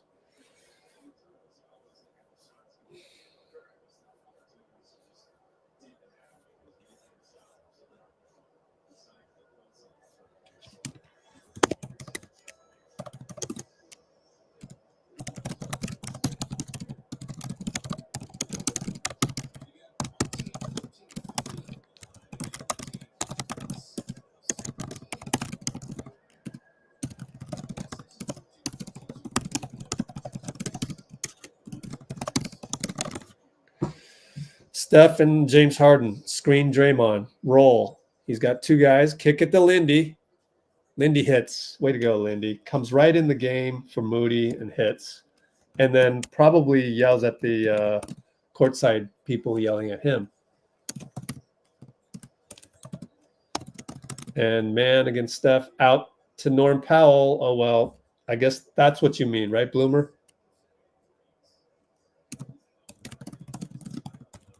Subbing in for man foul Steph to sub out. Let me watch that play, see what happened.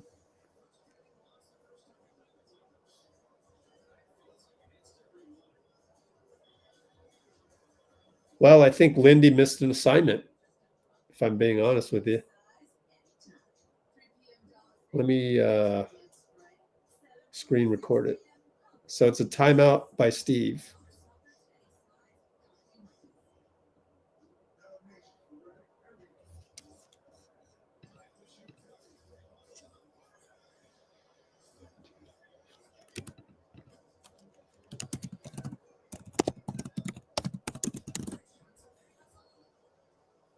Okay, we'll see.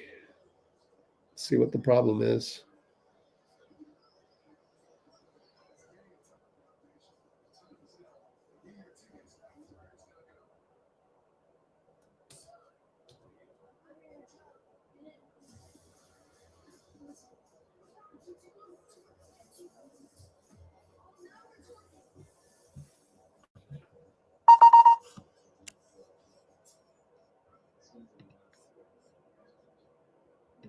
All right, let's take a look at it.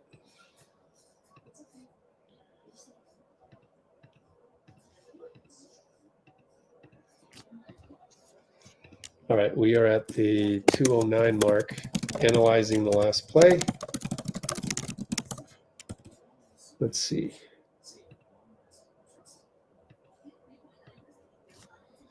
Okay, so we blitz Harden here. Steph's right there. Blitzes him. Now you got to get back. But I think Steph did get back. He gets back on man. He's a foot behind in terms of Stackhouse terminology. And Lindy's already leaning away from Norm. I don't know. I think he did the right thing, actually. It's just that you can't blitz it when you've got Norm Powell out there. So I'm going to blame Jerry Stackhouse.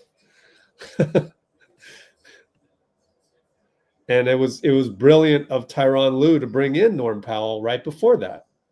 So Tyronn Lue does that, you know. He's a genius.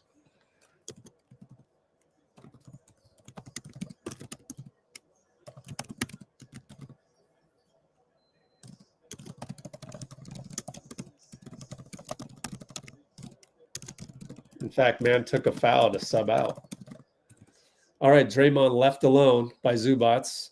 Fakes a pass, stops his dribble, gets it to Steph. James Harden, screen and roll. Pull up over Zubac, way out there. Good.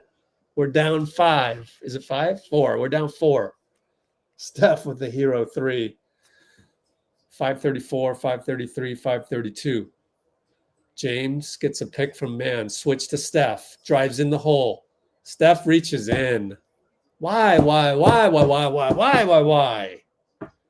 God, Steph. Just can't help it. Now Steve is wanting a non-shooting foul. I don't think he'll get it. It's a hard habit to break.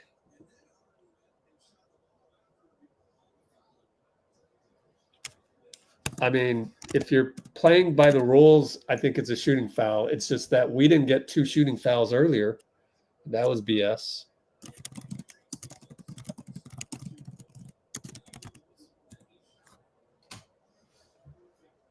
I think that's a shooting foul, Fitz. Let's not go on tangents like that. Let's keep the game in front of you, Fitz. He gets sometimes out of pocket on those. Steph brings it up, down by 6, 5:21 to go. Pick and roll Draymond. He crosses over, goes past Zubac, good, and they're just milking that all day. Got to get stops because we can score. Obviously, we've figured them out, but we've got to figure out how stop them from figuring us out. James gets a screen back to Steph, and it's a 3-ball for Norm Powell again. So Moody probably fell asleep. I don't know. Let me watch the replay as action happens. 3-ball Steph. Nope. Hero ball doesn't work. Long rebound Harden. Brings it up on Wiggs. Down by 7, 4:38.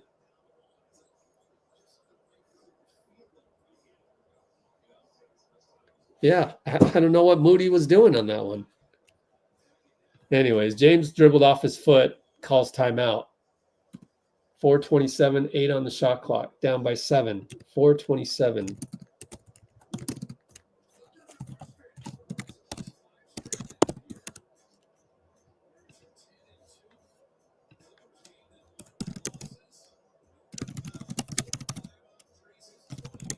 Like, at that point, any team that has James Harden, you got to expect you're going to get on your heels. It's going to be 5 on 4, 4.5 on 4, or 5 on 4.5. I mean, so you gotta play the percentages. And if you're cut in between 2 guys, you definitely want to shade over to Norm Powell.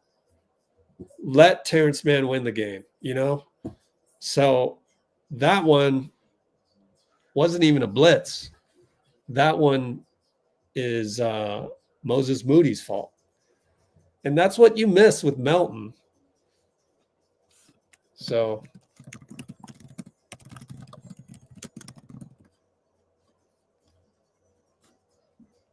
maybe put GP2. Yep.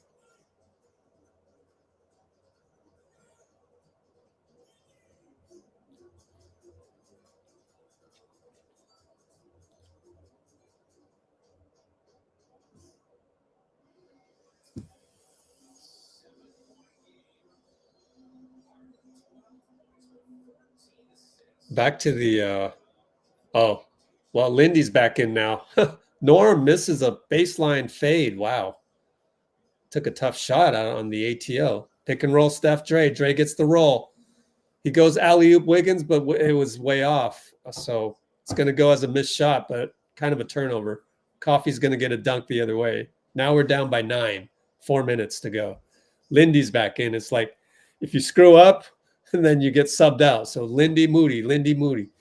Over to Wiggs. Wiggs inside Draymond. Low post. Steph's there. Over to Lindy.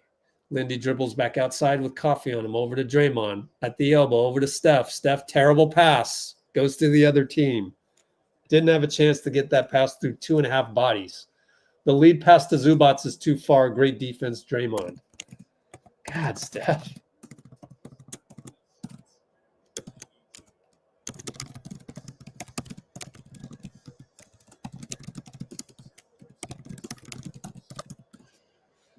And it goes Draymond to Steph. Wanted a three, had the lane, gave it to Hield. Hield missed. Wiggins rebound, foul Zubac. Zubac probably wants a review. He's not going to get it. That's a foul. There's only one foul. Good Lord. He just played a whole game, only one foul. Man. Just unable to put pressure on the rim as much. And the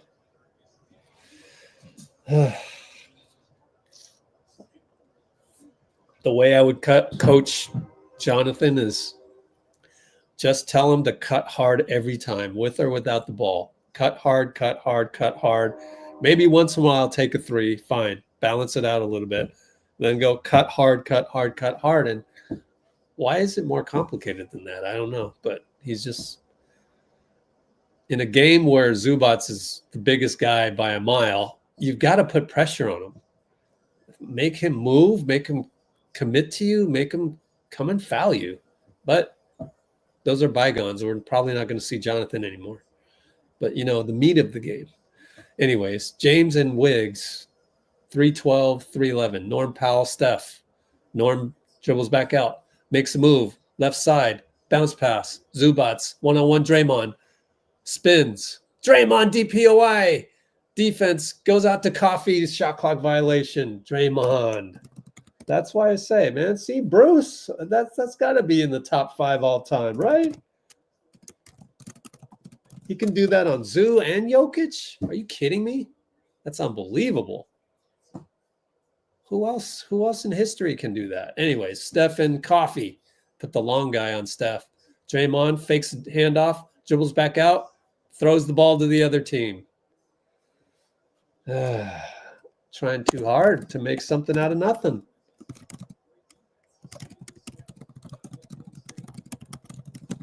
It's hard to criticize that in terms of you're talking about 2 Hall of Famers who have a shared brain. That's the one time it doesn't work, but you're down by 7. It's too risky for that. And you're pretty much ignoring the other 3 guys who are Buddy, Lindy, and Wiggs. I don't know. James gets past Hield. Draymond helps, so Norman's wide open, 3-ball, another dagger. And Steph is like, you got to get out on him. You got to get out on him. Steve calls another timeout. 102.92. That pretty much is a dagger. 228. Draymond sitting there on the bench like, I made a bad pass. Lindy went to the wrong guy again. Lindy and Mo just aren't able to execute that. Got plenty of tape. If we play the Clippers, the next game we play against the Clippers, I better not see that mistake again.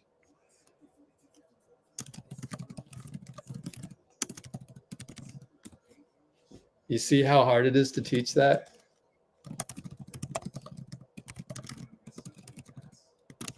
It being Lindy is surprising to me. I wouldn't have been more as surprised if it was Moody, although Moody did make the mistake one time. But Lindy getting beat by a 3-ball by Norm 2 times, that's shocking to me. And just maybe needs reps. I mean, he just got back. So I don't know if it's reps. I don't know what that is.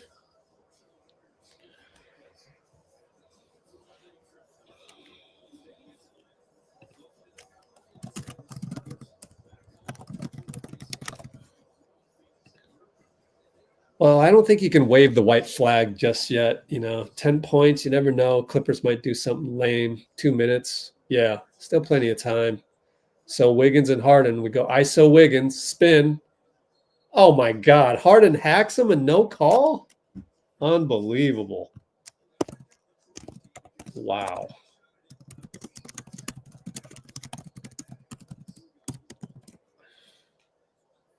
Steph fouled, late call again. Good Lord. This is atrocious reffing. It's unbelievably one-sided. I couldn't have dreamed up a script like this. What are you going to do? I mean, you're still turning the ball over, not shooting free throws. Wiggins will shoot a 3. Got it. Catch and shoot via Steph. Finally, somebody. I guess he got hit in the wrist. I don't know. Man, should have been an and one, I guess. I don't know. Wiggs is shaking his wrist out. James and Wiggs, as James is going to kill time. Switch on to Steph. No silly fouls. We're in bonus. We're in penalty. We're going to blitz. And then Steph goes back, goes the man. Lindy this time went to Powell. And man misses a 3. Lindy did his job, finally.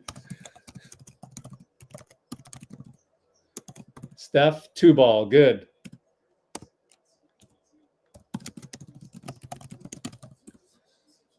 Down by 5. Lindy on Norm. He's going to waste some time. He's going to go left.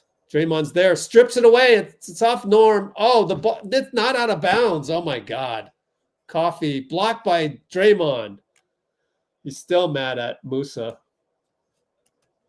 Draymond, 2 great stops. Only got credit for 1. That's an unsung play.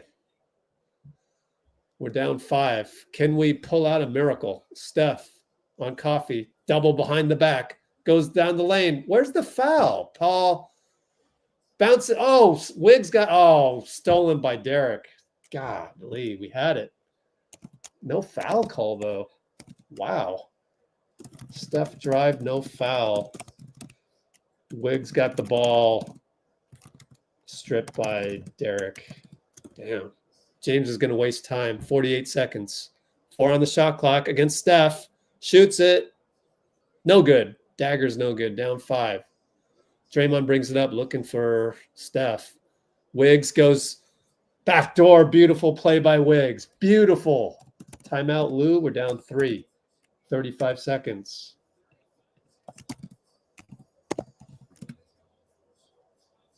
Did we score 7 straight? We just scored 7 straight because I left the last score up there. We scored 7 straight. Amazing.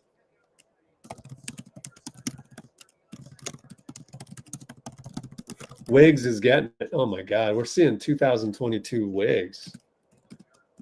22 Wiggs, which is crazy to say because he wears 22. And that's my favorite number. Can we pull out a miracle? We need 1 stop. Oh, my gosh.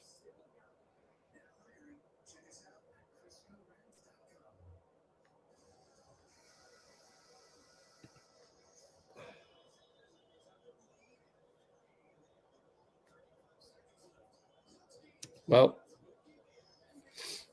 just need 1 stop. 35 seconds. They'll wind it down all the way down to, 35 minus 24 is 11. So they'll wind it down to like 15 seconds before they do anything. We can't foul. We're in the penalty. So I don't know. Maybe try blitzing them right away. I don't know. At least if you blitz them, Gary's in the game. At least if you blitz them, you are going to force them to make a play.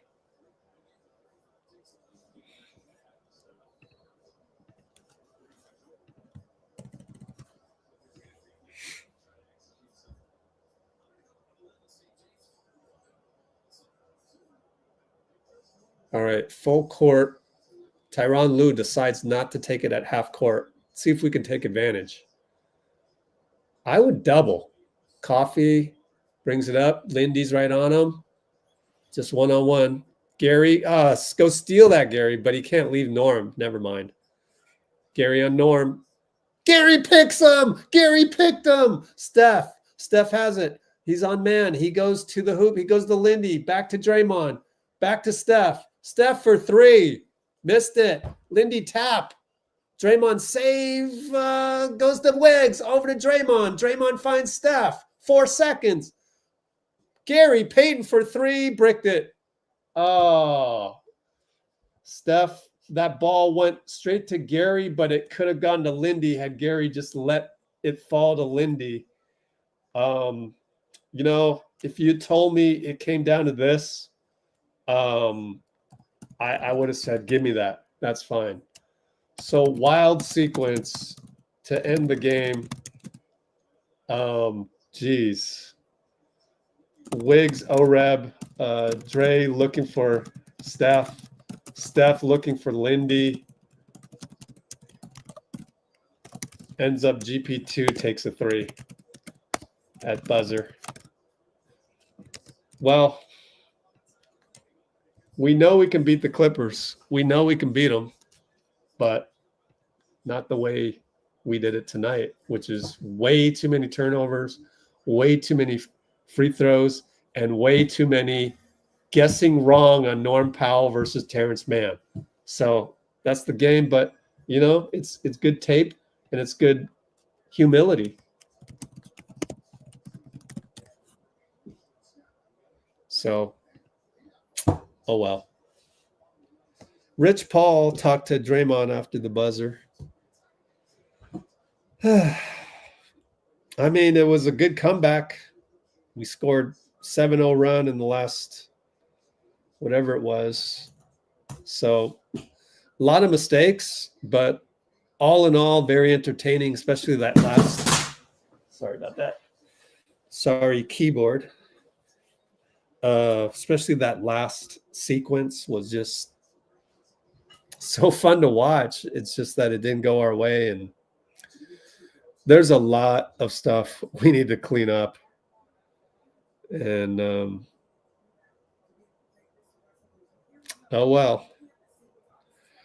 Clippers got our number. We'll have the full press conference here.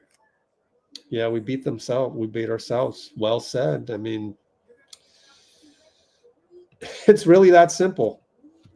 We beat ourselves.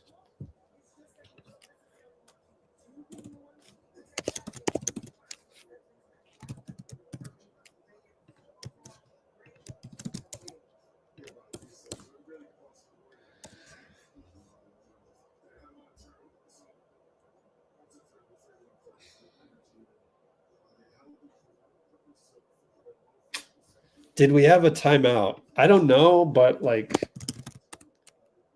I didn't mind it being chaotic the last play. I mean, that's kind of Warriors basketball. It's all right. I mean, I can accept the last, you know. It's just really I can't accept the first quarter and just throwing the ball away the way that we did. Jeez, Draymond had 6 turnovers. Yikes. I mean, you got a point there. Maybe he was off. I mean, he just missed.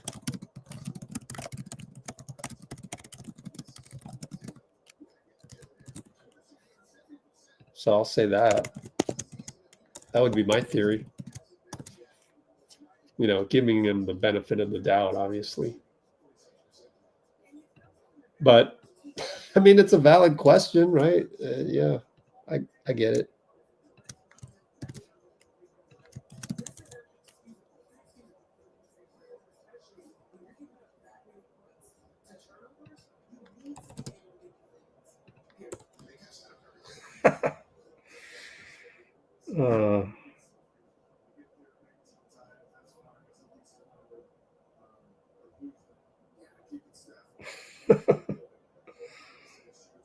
Showed them the last quarter.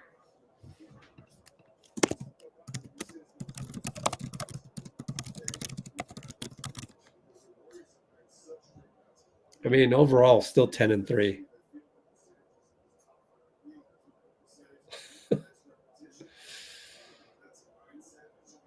Yep.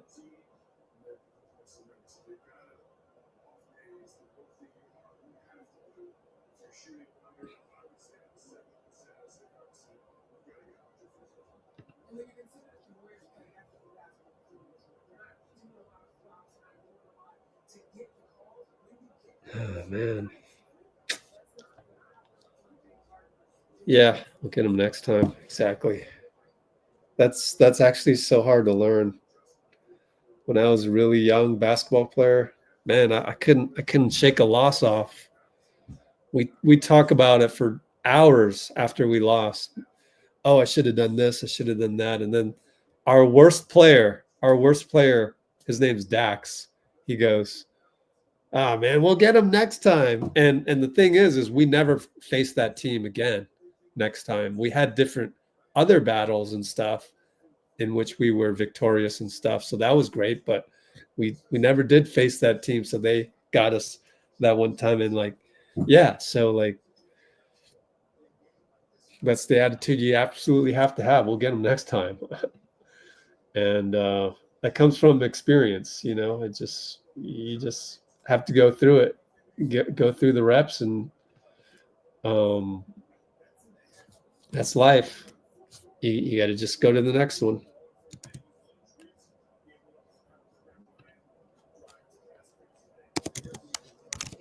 So a lot of mistakes today. They're going through them all on NBC Sports Bay Area. Oh, what? Warriors post-game conference has already ended. Oh, God. What? They pulled the plug. They straight pulled the plug. What? That don't make no sense.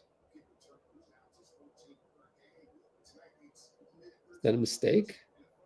Oh, no. It has ended. I don't know. We'll see.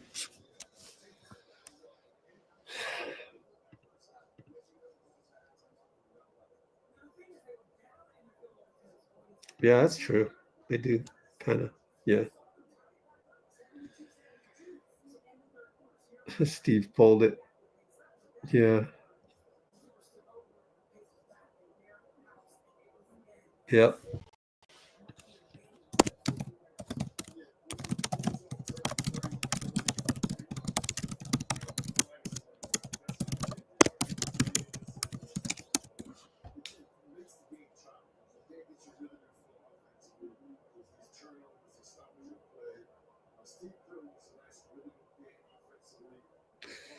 We got Zubac's figured out. Dash X. Dyson Daniels having a career year. Yeah, huh? We got Atlanta coming up next, so didn't have Loon. Yep. Well, every game has its own character, and man, how are the Hawks doing? Anyways, let's take a look at the standings. Even when freaking Dallas beat OKC for us, thanks Clay. We couldn't take advantage. Man, Clippers are 8-7. That's nuts. 2 of them against us. And Atlanta is 7-8. But don't let that fool you. I wouldn't even look at their standings.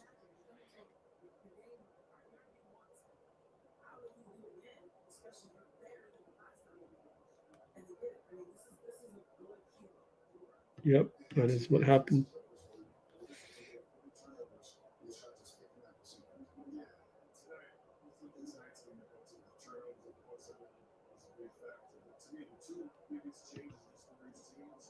Melton's not here yet. What else we got?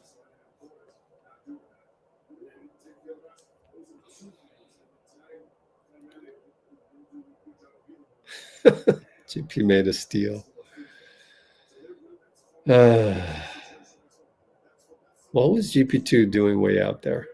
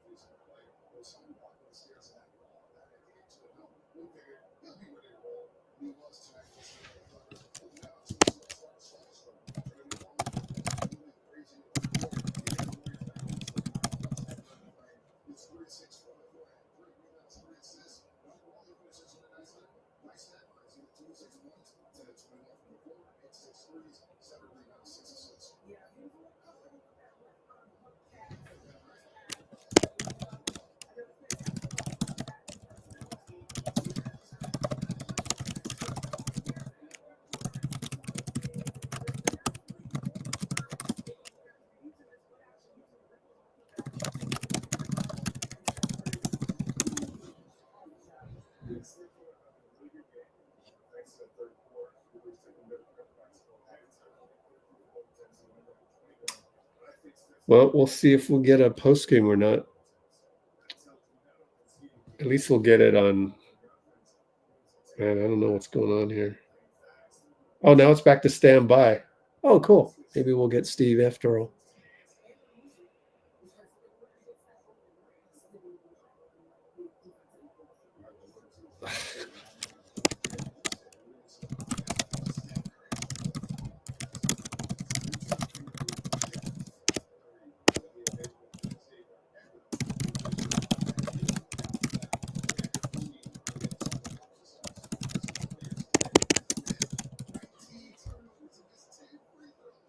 Man, you guys say some weirdo things in the comments, man.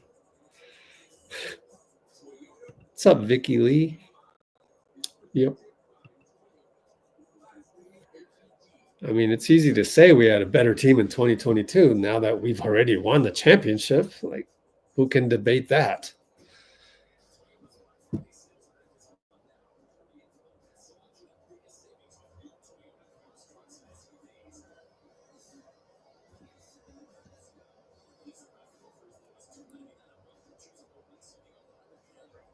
I mean, yeah, in a way, it's good. You could almost think of every loss as good. But oh well.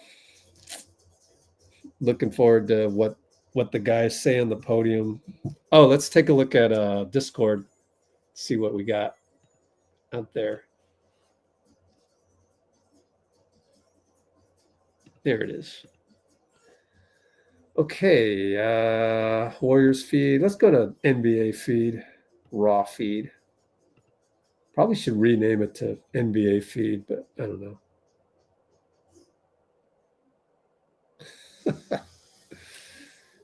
Elon's boys. Trae Young hosted a passing clinic. 19 assists. Jeez. There's no way Atlanta's going to win two in the Bay Area, right? There's no way. Does Sacramento count as Bay? We just got to win games until we get number 2 back. What else? Warriors had a wild final possession. Tell me about it. It's fun to call, though.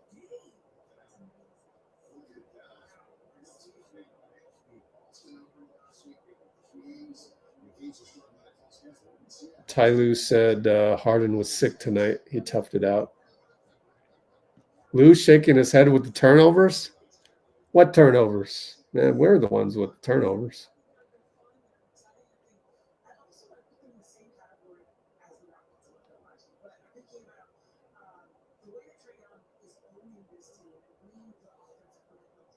Well, the problem with this assessment, it doesn't take into account Steph's turnovers out the gate, number one. And number two, we beat Memphis with the exact same strategy. So I disagree with that. It's not our Achilles heel by any means. And Looney was hurt.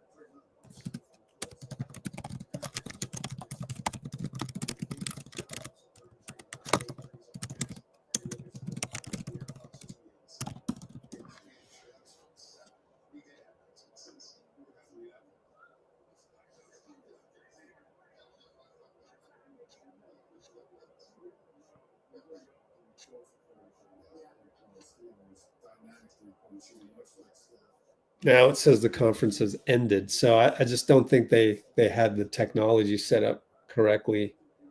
So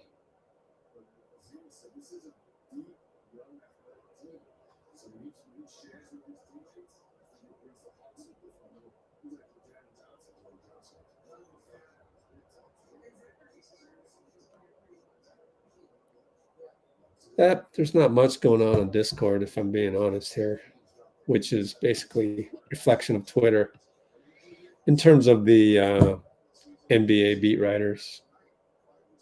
Look at that triple team. Man, Gary Duck. Duck. Oh, that's hilarious. It's a good one, though. Copy link. No. Copy. Can't really copy that. Anyways, looking at a picture of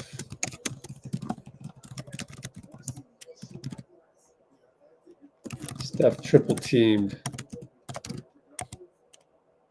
before the buzzer. GP needs to duck. Duck.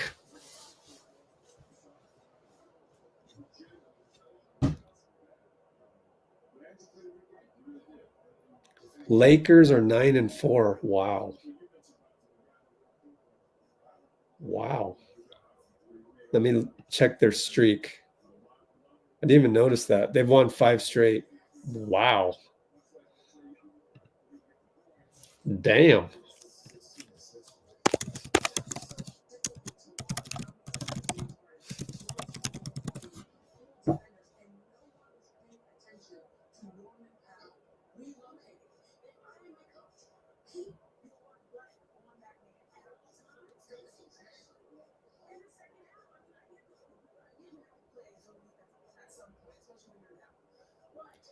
I don't know if I can listen to NBC Sports Bay Area.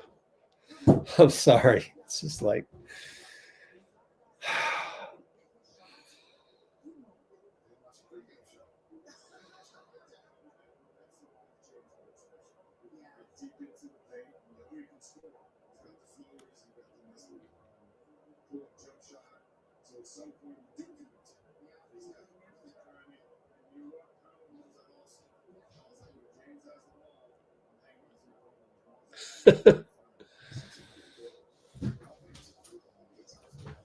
yeah, we'll be fine.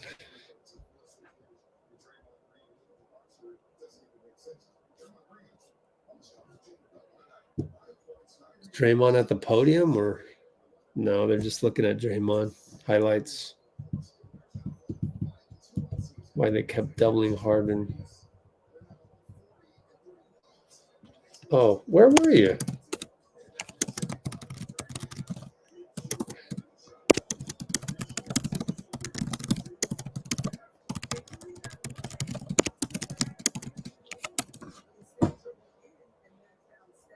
What's POT?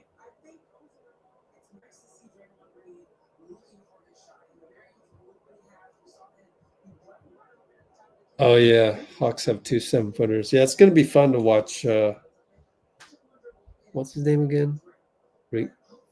Ricochet. Look up his name.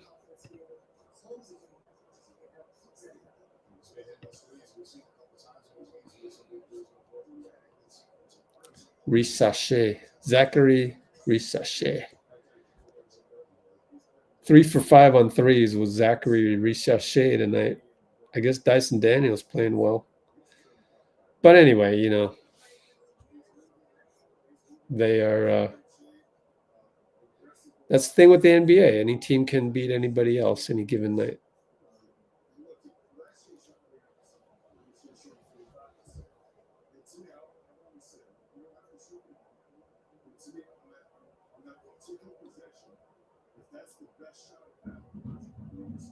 Yeah. Clint Capella and Zachary. Garrison Matthews. What? Who is that? 6'6". Wow.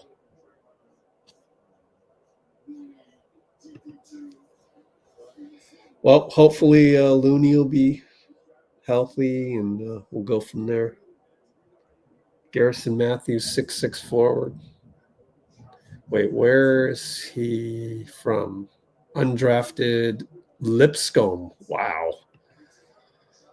Dude from Lipscomb made it to the NBA and is a starter for the Atlanta Hawks. Yeah, I agree. This is on Steph and Draymond and Lindy and Mo. But we don't get to that point with I mean, I would add Lindy and Mo, but I don't know that they can truly control that. Like just the instincts of a young kid. And Tyronn Lue honestly probably knew that. Setting up his offense to make Norm Powell looked like an all-star, you know. Oh, you were cooking.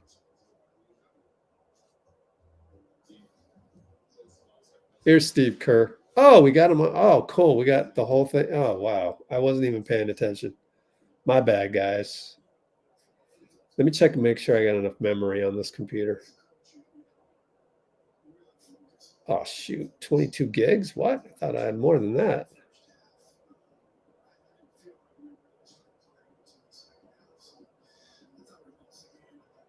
There we go.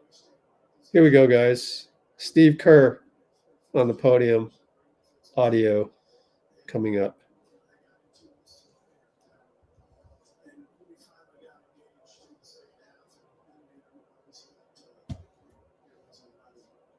I think. Do you look at the free throw line, 9 and 19?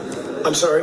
In a close loss like this, how much do you look at the free throw line, 9 and 19? Yeah, you know, the free throws obviously hurt us, but as a coach, you don't really focus on that. You focus on the turnovers in the first half. I didn't feel like we really started playing until the second half. So I thought we lost the game in the first half, wasting a lot of possessions. And I give the Clippers a lot of credit. They forced turnovers. They're a great defensive team. And, they got into us and we finally got engaged in the second half and made our runs, but it wasn't enough. As much as you, like you said, you maybe don't dissect the free throw issues. I mean, how big of a problem do you feel like it's becoming? Obviously, you entered the night last in the league. Well, yeah, I mean, I think we entered the game dead last in free throws. We also entered the game 10-2, so they haven't hurt us until tonight. We've got to work on it. Obviously, we've got to, our guys have to get in the gym and find their rhythm, find their confidence from the line for sure.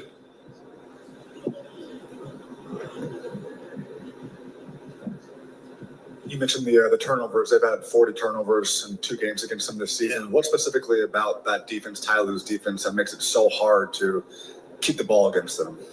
Yeah, they have a lot of long switchable guys, who can get into the ball. And so both games that we've played them, the turnovers have been the determining factor. We got into them in the second half and we turned them over, and all of a sudden, you look at the stats, we ended up with 19, they ended up with 20. We each gave up, 30, 31 points off those turnovers. So it was kind of a wild game. So neither team executed that well on offense, but both teams have good defenses too. So I thought the game for us was a good display of who we are.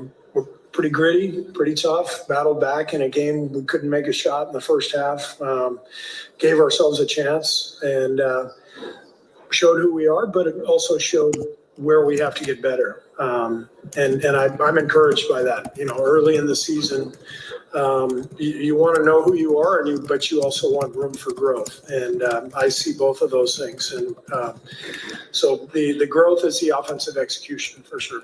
They seem to really kind of be really aggressive in the passing lanes as well. I mean, how much can that affect possibly 3-point shooting against them?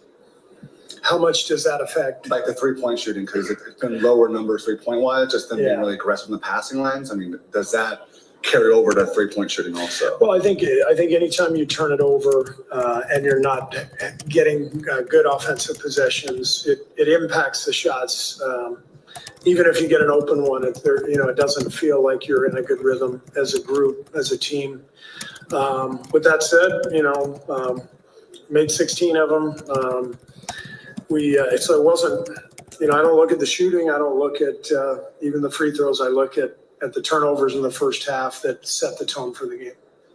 In terms of playing with pace, are there challenges to getting out and running against a team like James Harden's teams that kind of play slow in the half court? Yeah, for sure. Both games, I would guess that this was our second slowest game of the season, and our first was the first time we played the Clippers. So these have been the 2 slowest games we played. So it is a challenge against these guys, the way they defend, the way that Harden, dominates the ball and kind of controls the game. So that's something that, we've got to account for. If the game is slow like that and you turn it over 19 times, it's going to be tough to win. And you said you didn't feel like you really started playing until the second half. Is that an energy thing, an effort thing? It's a decision-making sport in basketball. These guys are all world-class athletes. They're all skilled. But the number of decisions we made in the first half where we just dribbled into traffic, we threw passes that were ill-conceived. It's got to be, you have to be a good decision-making team unless you have overwhelming talent and you can just dominate teams with your skill. We're at a position now in our tenure as a team, this era that we're in, we can't do that anymore. We could do that 6-7 years ago. So now we are a team that has to learn to execute under pressure because the league is good. Everybody's good. Everybody's playing fast, shooting a million threes. We're not, dramatically more talented than anybody else. With that said, I love our guys. I love our competitive desire. I love our defense. But we got to make better decisions. What did you make of that last offensive sequence that you guys had? Well, it was a scramble. We put Gary in there defensively to get the stop, and he got the steal, which was great. And then, we had the scramble. Steph got a looked like it was right there.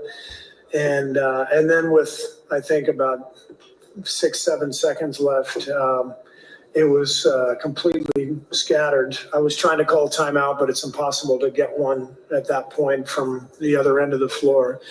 And as it was, we got a pretty good look. Gary put it right on the back rim. I'm proud of him for letting that thing go and rising up and really, putting a good stroke on it and just hit the back rim. Yeah, Brandon mentioned a shoot around that, through his struggles lately, he kind of sat down with you and Mike, and he's kind of, working through. I know you had a fatigue issue and being sick on the road, but also he seems to be working through some offensive. Brandon? Yeah, Brandon. Yeah. Where do you use? We talked about a little pregame the other day, but what are you seeing from him on the offensive end? Right? He's not shooting the ball with much confidence right now. I think that's obvious. This is part of being in the NBA, an 82-game season. Everybody goes through stretches where, you just don't quite feel it. The way he shot it, at the end of last year, all summer, watching him in camp, he's a really good shooter. So he'll find it. We've got to help him a little bit. But right now, he's just not in rhythm, not shooting it with confidence. Hey, Coach. So is Curry on the minute restriction today, or is it like regular playing time? Because I'm sorry, I can't hear you. yeah, is Curry on a minute restriction today, or is like playing regular minute time? I'm sorry, I still can't hear you. Yeah, Is so Curry on a minute restriction today? on a minutes restriction? Yes. No. Oh, okay. No. And also, I kind of see on the first half that you kind of getting an argument with the ref, like in the timeout. So can you explain what really going on? I don't even remember. The refs did a great job tonight. There's always calls that we complain about and stuff, so I don't even remember. But no, they did a great job. Steve, what were your initial impressions of the wall in this building? Loved it. Reminds me of San Diego State. What's it called? Viejas Arena, I think. So I've been in that arena several times, and this Aztec student section is behind the rim going crazy, and it's really cool. It's a great touch and beautiful arena. Could you sense any degree how it impacts the game? No, it doesn't. I mean, these guys are used to this kind of stuff, and but it's a great atmosphere, and that's the main thing. Is you want a good vibe in any building you play in, and this is a great vibe here. Thank you.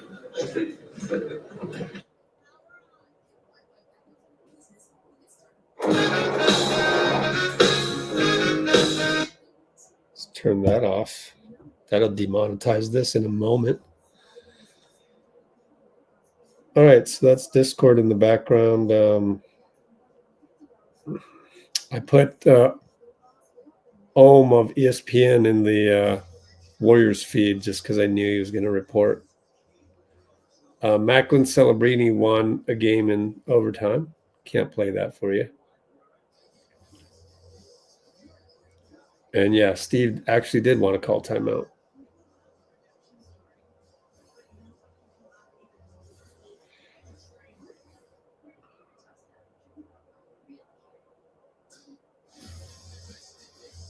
So that's it. I think that's it. They're not going to have anybody else. But on the flip side, we'll see if we get anybody Will be picking in 2025.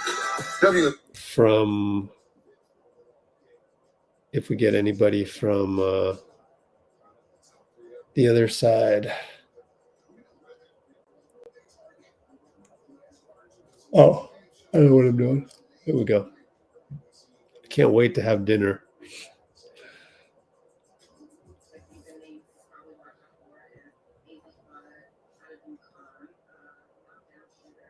Let's see.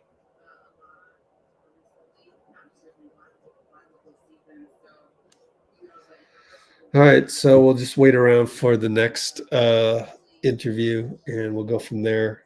Maybe in the meantime, what I'd like to do is listen to the pregame.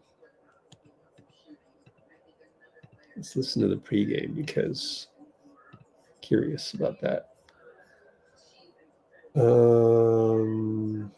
Here, no, that's a schedule. Let's go here. SoundCloud for the Warriors and Steve Kerr pregame. Jacob Rubin coach's show. Cool. Brandon shoot around. All right. Who wants to start? You know on Steph and Lindy yet? I believe he's going to play, yeah. Haven't heard anything to the contrary. Lindy also. Yes, same. Gotcha. What happened with Steph? He just kind of popped up on the injury report the other day. Yeah, I mean, I didn't know he was on there until he was on there. So this is more about protocol than anything. But he was a little banged up after the game. Coach, what will it take to come out successful against the Clippers, seeing how they were successful when they came up there and beat you guys? Yeah, they forced 21 or 22 turnovers, I think. That was the key to the game. Their defense is really good. Ty and Jeff do an amazing job. They've added some really impactful defensive players. So we've got to be a much more disciplined team tonight. We got to play a cleaner game, take care of the ball, get it out of the net and go and generate more pace. Steve, James obviously became second all time yesterday and made 3-pointers. As a head coach who has game planned against him so many different times on a big stage, what can you say about the career that he's had and also how he was able to accomplish that achievement? Well, I would also guess that he's number one in 3-point fouls drawn. I don't know if that's true, but it has to be. It has to be. So please, somebody look that up. But that's what you really fear when you play James Harden. He's going to make some shots. He's a great player, obviously, Hall of Fame player. But if he goes to the line 12, 15 times, it's hard to win that game. And so he's very crafty. He jumps forward in his shot, so you cannot challenge directly into him or you're going to run into him and it's a foul. And so we have to be able to challenge his threes without fouling him, embrace the fact that he's going to make some tough shots, but we can't give him anything easy. Hey, Steve. Steph, obviously, but what has his leadership this season looked like compared to other seasons amid all the roster moves this past offseason? Yeah. No different. Steph's a metronome. He's the same guy every single day. He comes in, he gets his work in. He respects everybody, he brings joy, he brings work. He's the same guy that he's been for 10 years. What do you think he's done with helping the development with all the new roster pieces with their fit? Same thing he does every single year. He plays a game that is really conducive to team basketball.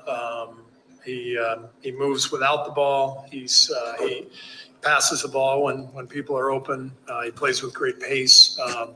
If you can't play with Steph, you probably can't play basketball at this level. So he's just being himself. He's no different now than he's been the last 10 years.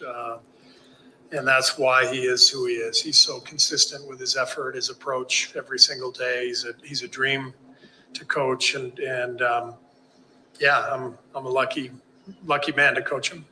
Mr. Kerr, I believe Quinten Post is with the team for the first time this season. What impression did he make on you so far? I'm sorry, who's that? Quinten Post. Quinten Post, yeah. He had a great training camp. We really like him. He's a very physical center, but one who can also step outside and shoot threes. So he's going to spend a lot of time in Santa Cruz this year because he needs the reps. But we feel like he's got a future in the league, and we're excited about him. Hey, Coach Ray. With that, let's skip over to Draymond. So we'll skip over to Draymond.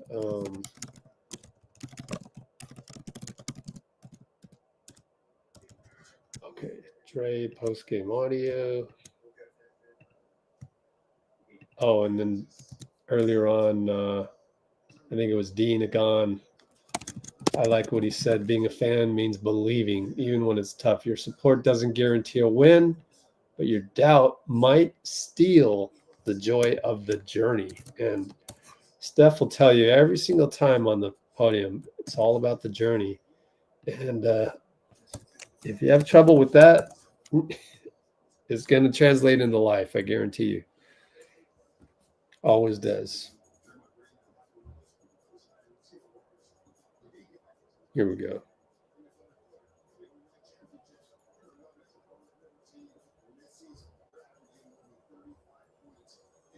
Are you?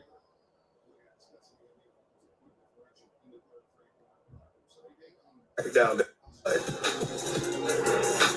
Are you looking at the turnover category right there? Yeah, I sucked tonight. Yourself, or are you talking? I sucked. Yeah. What? Are you specifically thinking about the turnover aspect of your game, right? Yeah, way too many turnovers. Too many missed bunnies. Yeah, I just sucked tonight. You guys entered last in the league in free throw percentage, and obviously that's a huge factor tonight. 10 missed free throws. Do you view that as an issue, or is it just like a small sample or whatever? No, that's an issue. You gotta make free throws if you want to win at a high level in this league. Going 9 for 19. I think last game we probably missed, or within the last 2 games, I know we missed like 13 or 14 of them. So it is an issue that we got to correct. Steve Kerr earlier said that you guys lost the game in the first half. What's your assessment of the game? Yeah, it set a tone.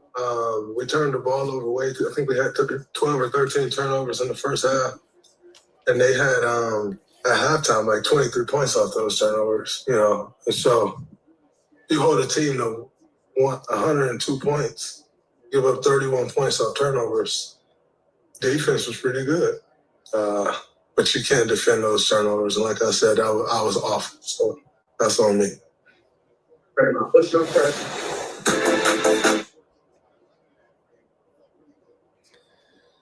Well, that's it. He was awful. Let's see.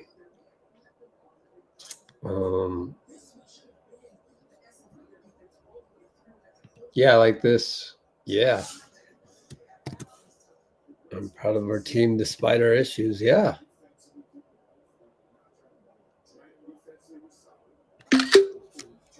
Yeah, man. Thanks. Appreciate that.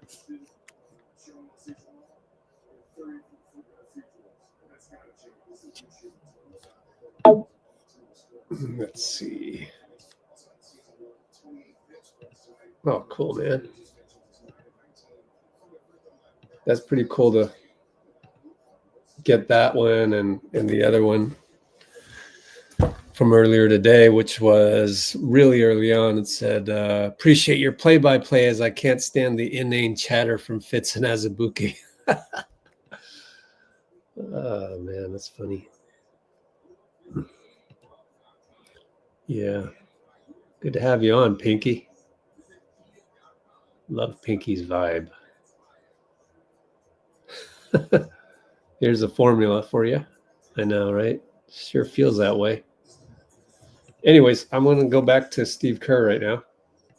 Warrior and the Clipper got one of the newest arena around the NBA. So how would you like to hear? What's your thought about The new arena? The new That's arena. beautiful. Yeah, I mean, we came here this morning for shoot around and got a feel for the rims and the floor, and the locker rooms are beautiful. They did an amazing job. Hey, Coach, in the short time that you coached Kawhi ahead of the Olympic Games, is there anything that you learned about him that surprised you? Not really, because I've been coaching against him for so long, and he's one of the great players in the league. He's just so physical at both ends, and he's a great rebounder. His hands are amazing. He can score when there's nothing there, just because of his skill and his physical strength. And he's a Hall of Fame player. Hey, Coach, what's the biggest thing you've taken from this summer in the Olympics going into this season? Going into this season, I learned a lot from Ty and from Spo and Mark Few. We shared thoughts every single day at practice, and those meetings were fantastic. They're coaching clinics, and you always take things from other coaches that you admire, and so some of the drills that we do defensively, I've taken from Ty, I just think it's any experience like that where you're around great players and great people, you just naturally get better as a coach. And so I think, I think I've taken a lot from that experience for sure. Steve, so playing a lot of guys right now. What is the challenge of not just maintaining a rotation of more than 9 or 10 guys, but organizing it, emphasize wanting to have a starting lineup and wanting to make sure that you give a chance to guys with a consistent group of 5-man lineups? What's that like for you? I mean, it only works if guys are willing to commit to it, and our guys have been willing to commit. So I give them a lot of credit. We dedicated camp to building an identity of being a scrappy defensive team. They've been that. We sold them on the idea that if we play a lot of people, we can play harder for shorter stints, and they've really committed to that. So our job is to find the best combinations that work. That's probably the biggest challenge as a coach from night to night, trying to figure out what group makes the most sense to win that game. If you're just playing 8 or 9, you kind of know every night, the direction you're going. But playing this way, you kind of have to figure it out as you go. When you see other teams, is it harder to prepare for more guys, or is it harder to prepare for a team that you know who they're playing? I think it just depends. It's harder to prepare for great players, So we feel like we have a lot of great players. We have a lot of talent and a lot of depth, and so the idea behind this is we're gonna put for 48 minutes. We're gonna put a good group out there that's playing hard and competing at both ends, and that's so far has been successful. But it's a long year, and we got a lot of work ahead. Coach, Steve, having been around Jeff, how has the Jeff Van Gundy defense evolved during his time away from basketball? Is it the same as it was 16 years ago, or is it different now because of the way the game is evolved? No, it's different for sure because of the way the game is being played. But Jeff, has been doing TV for so long. He's watched the evolution of the game over the last 18 years, whatever it is. So he's a brilliant defensive coach. He's also a fantastic teammate and a hilarious guy, someone you love being around. And our experience these last 2 summers, and actually even going back to Tokyo and China in 19. So we've spent 4 summers together, and I just think the world of Jeff. I think he's a phenomenal coach, and like I said, a really fun person to be around. Coach, just curious, what role do you think James Harden has kind of had on the game as far as his play style? And I think there was some things said about how maybe he can't be successful and stuff like that. And we saw a team like Luka and the Mavs get to the finals last year playing a similar style. Just what role do you think James has had on the NBA with this kind of play style? Well, he's obviously a great player. I think, he might have been one of the first guys to be kind of, and Mike D'Antoni played him this way, as he's the point guard. We're going to run pick and roll every play, and we're just going to do it, and we'll see if you can stop it. And not many teams played that way before James started doing that. And I think, Luka kind of plays that way now, Trae Young. So I think in some ways James was I might be wrong, but it seems to me he was the first guy who kind of played that role where the whole offense just ran through him. You can recall those playoff series you guys had. What was the biggest challenge of you said they were spamming those pick and rolls all the time. Like, what was the biggest challenge of stopping those every single possession? The biggest challenge was accepting that you weren't going to be successful all the time, but that if you trusted over time, over 48 minutes, that if you put a lot of pressure on them and stayed solid and didn't foul, it is a really hard role to play. To dribble 400 or 500 times a night, that's exhausting. And so with anybody like that, whether it's James or Luka, Trae Young, I'm probably missing others. They're great players. They're going to get their points. You just can't give them anything easy, and you can't get discouraged when they do score. And you have to trust that over time, that's a really tough thing to do for 48 minutes. Two quick ones. How's Looney? I'm sorry. How's Looney? He didn't come down. Yeah. He's still feeling sick today, so hopefully he'll be ready by Wednesday. Without him tonight and against Zubac, who kind of gave it to you guys a little bit, or what's kind of, I guess, the plan to survive interior? Well, we obviously Trayce will start on him, and then Draymond will guard him, and if we have to go small, Kyle Anderson could take a crack at him, and we'll see what we've got. Hey, Coach, Draymond's talked about the defensive point system that Stackhouse has put in. Does that sort of help guys buy in a little more when they know they're going to be graded on their defensive performance? Yeah, that's something that Mike Brown started doing years ago. I think it's really good to hold players accountable and show them numbers and show them clips. And one of the reasons I wanted to hire Jerry is he's a really powerful presence. He's got a strong presence. He's a man of conviction. He's been a great player in the league. He's been a head coach. Our players have great respect for him, and so do I, and so do the other coaches. And he's been fantastic. Easy one for you at the end here.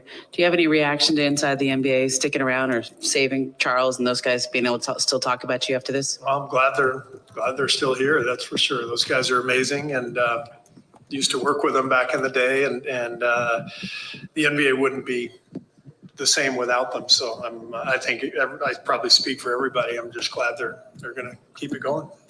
Coach, you guys come in at the number 1 seed. What can you tell us about your team? Your bench is averaging 50 points, around 50 points. Steph and Draymond's leadership. What can you tell us about your team up to this point in the season? I'm sorry, what? You guys come in at the number 1 seed. What can you tell us about your team? Your bench averaging around 50 points a game. Steph's leadership and Draymond up to this point in the season. Yeah, it's been a great start, but we have 70 games left. So, we're playing well, but we know that there are long stretches in the season where things happen, and you just have to keep going. So, so far so good. We have a lot of depth. A lot of guys are playing well. Draymond and Steph have both been fantastic on and off the floor. It's a well-constructed roster. Our management did a great job of that, and our guys are connected. So it's been fun, but we have a lot ahead of us. Thanks. It's time out for the Coaches Show here in Los Angeles. The Warriors are going to I might want to listen to that, actually. Jacob Rubin, as we're still waiting for somebody other than Draymond to show up on the podium. And over there at Intuit Dome, doesn't look like anybody else has shown up. Otherwise, they would be on Discord.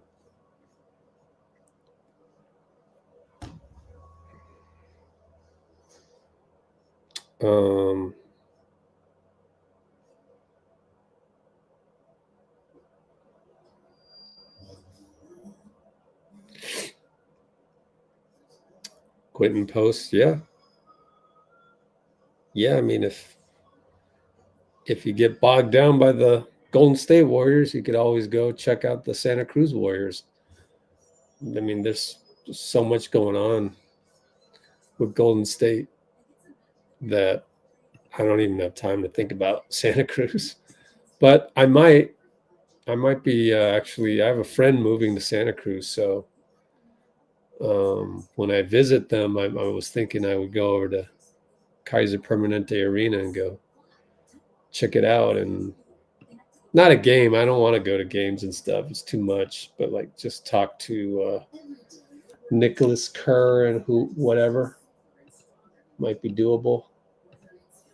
So yeah, I checked this earlier. Atlanta is 7-8, but don't be fooled by that. It's all matchups. They've got a pretty long team, and I mean that's where the NBA is headed, is longer and longer teams, and so we'll see. We'll see what happens. And we're in second place right now. So Lakers have won 5 straight. Nuts.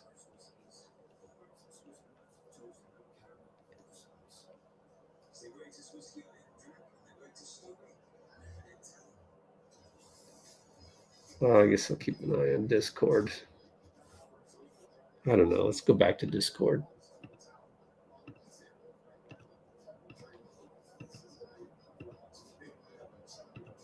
We might not hit 4 hours tonight. I'm just way too hungry. Let's go look at the NBA feed.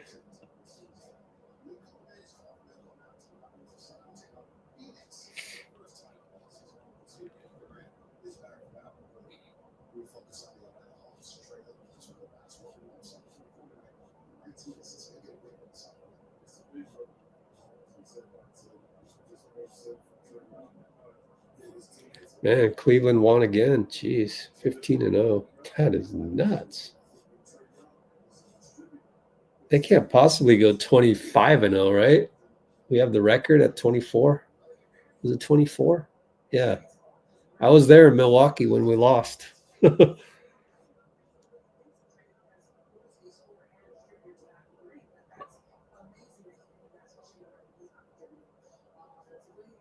All right. Well, I want to listen to Jacob Rubin as we're just waiting.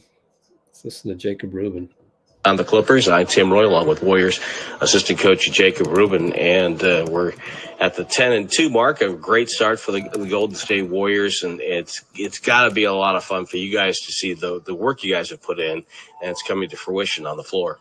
Yeah, just give a lot of credit to our guys, next man up mentality, strength in numbers. So we've obviously dealt with some injuries thus far, but everyone's kind of been ready, whether they're in the starting role or coming off the bench to just be the next man up. And we're just trying to keep the ball rolling right now.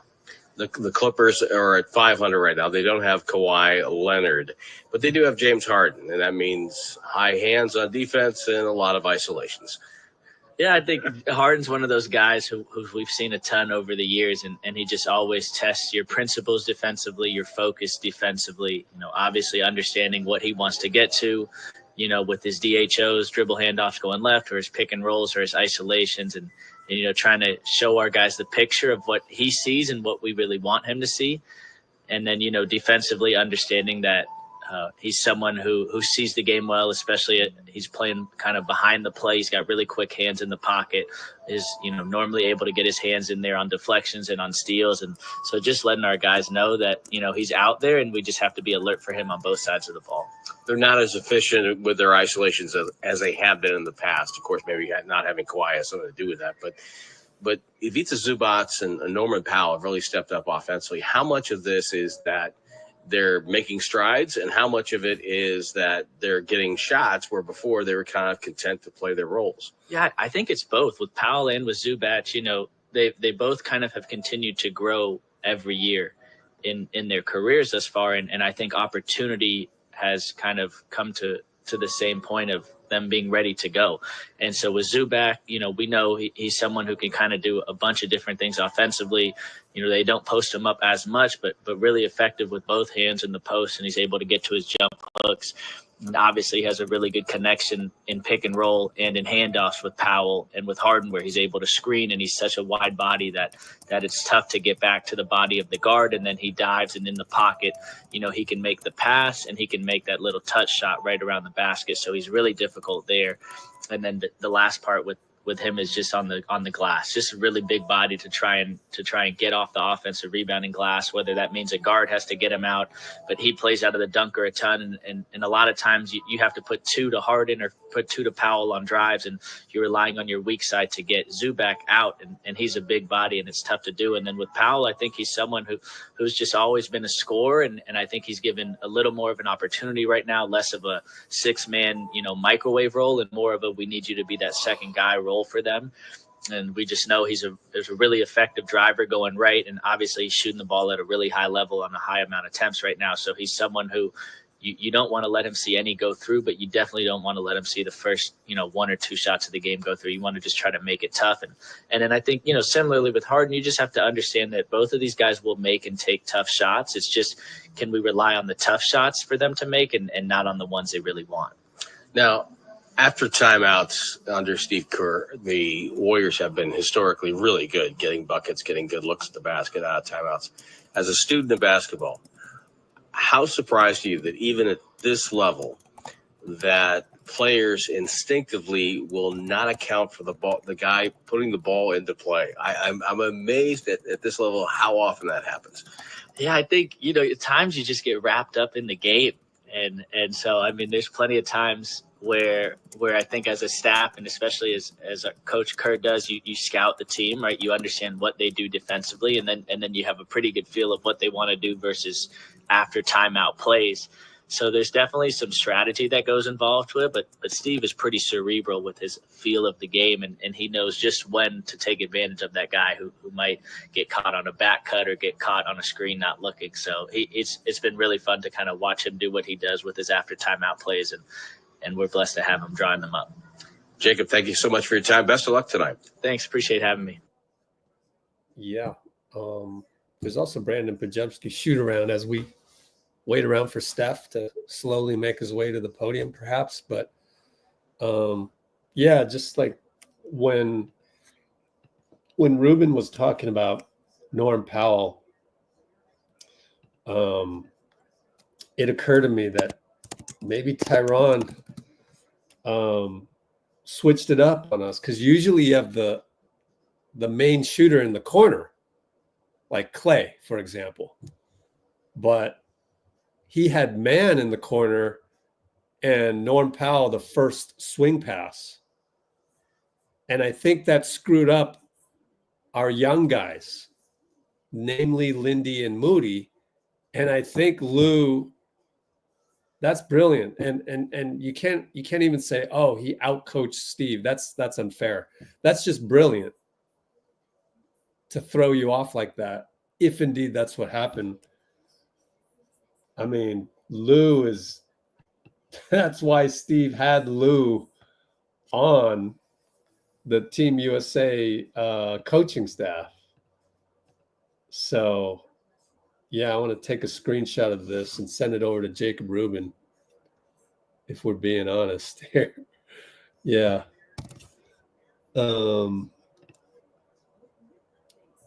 That's crazy. You tip your hat. It's these, that makes the loss sting not as much, honestly, just because you respect the chess match that's going on, and you respect it so much, you're kind of like, oh, damn, okay. Not bad, dude. Not bad. So, all right. See ya. Whoa, Monty Poole with the jacket. Wow. Let's listen to Brandon Pajemski while we're waiting. What do you think of this building just walking in for the first time? Pretty cool. Technology is off the chain. All the player amenities are super nice. Locker room, stuff like that. Got to take a trip up the wall. It's pretty nice. But I think they did a good job. They seen kind of what's new in the world and kind of try to put it all into one. Walk all the way up? it like getting a workout in? Or? Yeah, I tried to run as much as I could, and I probably got like 3/4 of the way. And, tired me out, but yeah, it's nice. It's a crazy view from up there if you get to go up there. What some of like something that maybe we wouldn't notice that is a player amenity where you're like, this is cool or this is a little better than Most arenas don't have like hot tub, cold tub for players. I know ours does, Phillies does, Utah's, and now here. So I think that's pretty cool that they have that for the visiting players. Have you seen any of the videos of the fans at the wall, and do you think it could be a factor at all for you guys? I mean, just the fact that the visiting team gets to choose which side, we start on. I think every team's going to start this way. So I think it's just more for an atmosphere purpose, encourage them to stand the whole time. So I think it's more so for the atmosphere than more so like distracting for free throws, stuff like that. How do you practice free throws like middle of the season? Because obviously you guys team wide, your guys' numbers are a little down right now, free throw percentage wise. Like, how do you think that needs to improve, and what do you personally do as far as that goes? I mean, obviously it needs to improve just from a numbers perspective, but I also don't think, a lot of us don't really get to the line, like that. And so for our personal percentages, like I'm 8 for 12 this year. Like I've only shot 12 free throws in 12 games. And so even Steph, he doesn't shoot a lot, but he shoots a high percentage. So I think it's about, especially in the middle of the season, like when you're doing your individual work, fitting them in where you fit them in and when you're fatigued. So I think that's the most common place to get them in the game. I don't think we've talked to you since you got the mask off. How has that been? How much of a relief has it been to not have to wear the mask? Shooting 40% from 3 and 100 from the line. So I'll take it. But yeah, it's been good. Felt like I played well with it off. But I'm just happy I don't got to wear it. Feels good. I mean, the last 3 games I've been, minus in the plus minus category, which is unlike myself. But I think last game compared to the previous 2, just felt like myself out there playing with energy. The numbers I think will always shake out to whatever they're going to be. And I think I'll get to where I want to be. Obviously, we're only, 12 games in the season, so I'm not really concerned about that. But it just bringing effort and energy is what I hang my hat on. You mentioned the 2 games prior that you were talking about indecisiveness that he hadn't seen from you in a while, and then an aggressiveness in the last game. I mean, what's that balance? Yeah, I think those two games, OKC and Dallas, I think kind of were carryovers of the fatigue I was feeling from the road trip, and I had to sit out. So I think there's a little carryover from that. But I think we talked, me and Steve, me and Mike, we talked, and just come out and be myself is the best version of me, and not trying to play, for everybody else, but understand like what I bring to the table and how positive that impacts our team. I mean, did you kind of figure out what happened on the road trip? Like what? No, we didn't figure it out. We're still actually trying to figure it out right now. But I mean, I played well on when did we just play? Friday. And I felt like my energy was good. So as long as that continues, that's all I really care about. Steph's obviously Steph, but how has he been as a leader compared to last year, just amid all the different moving pieces with the roster? Yeah, I mean, Steph's always going to be Steph. He's probably the number 1 star in the league that everybody wants to play for. He brings guys with him. He doesn't see himself as superior to everybody else, even though he's, has every basketball accolade you can imagine. So he does a good job of, obviously inspiring the guys who've been here, but the new guys, D'Anthony, Buddy, Kyle, Lindy, all 4 of those guys he's brought up and just told them to be themselves, and you've seen it in their play. And so he never wants to take anything away from anybody else and what they bring to the table. So I think that's the best part about him, that he brings everybody with him and doesn't try to, show his superiority over anybody. Brandon, what did you guys learn in the games you had to play without him? That we can win, that we're good enough, we're deep enough. And so obviously we want to have Steph out there, but if there's a time where, maybe he rests on a back-to-back or he sits out because he has an injury of some sorts, we have that confidence that we can beat, anybody. And so I think last year we didn't win a game without him, and now this year we're 3-0 without him already. So I think it just gives us the confidence, and Steve knows that we have, 12 to 14 guys on a given night that can play. So if, right now D'Anthony's out, how do we fix that? We've won without him now too. And so just whoever's out. When I was out in Boston, everybody stepped up and we won. So I think it's just our numbers are holding true, and it's going to work. These guys are one of your only 2 losses. What are the adjustments against Tyler's defense? Yeah, I think this loss and the Cleveland loss, we turned the ball over 20-plus times, and I think that's the common denominator. When we don't turn the ball over, we win a lot of games because our offense, it hurts our defense, and then vice versa. When you're taking the ball at the net, it's hard to get and play against half-court defense. Isn't that crazy? Brandon literally called it turnovers. Guess what happened later that night tonight? Every time. And so I think it just, plays off one another. If we don't turn the ball over, we know we're going to get stops because we're a really good defensive team. And then allows us to play in transition where we flourish. That's it. How you doing? How's Yep. That's it. All right. Looking back at Discord, I don't see anything. So we're waiting for somebody. There it is, Steph Curry. There it is, literally seconds ago, 10:58, which is right now. He and James Harden are the top 2 3-point shooters of all time. What stands out with the turnovers? I can't see it. It's not big enough. Calls Intuit Dome first class. Where's Tomer Azerly, man? He ain't going to tweet out during this time no more. He used to. I got Tyronn Lue as well.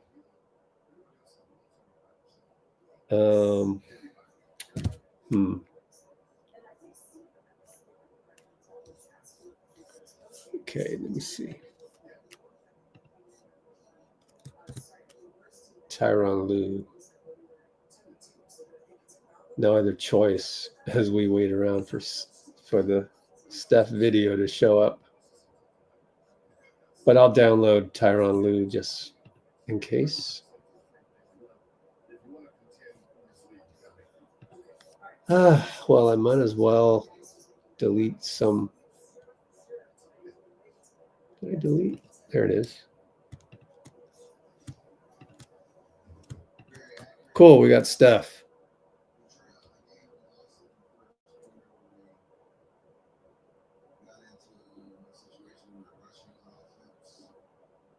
I think against the Clippers, I think we've had almost 40 turnovers in 2 games. And you can feel it because they're a great defensive team when you play into their hands and rush and turn the ball over. There's no defense for those possessions. Well, Steph happened to come on to the post game right when it transitioned at 11 o'clock. So I lost the feed just now. And I got to see. Okay. Hang tight.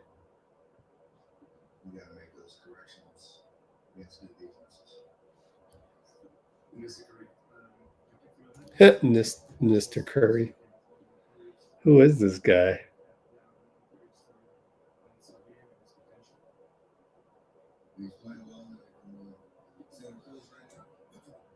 There's some guy asking about Quentin Post again. Anyways, let's get Steph up on that. Let's get his audio up right now.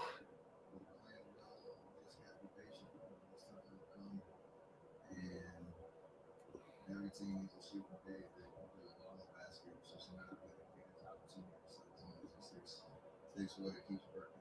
He's got a great attitude, great teammate, he's been great for us so far. When he's been with us and when he's been out of Santa Cruz, I'm sure we'll crack through eventually. Hey, Steph.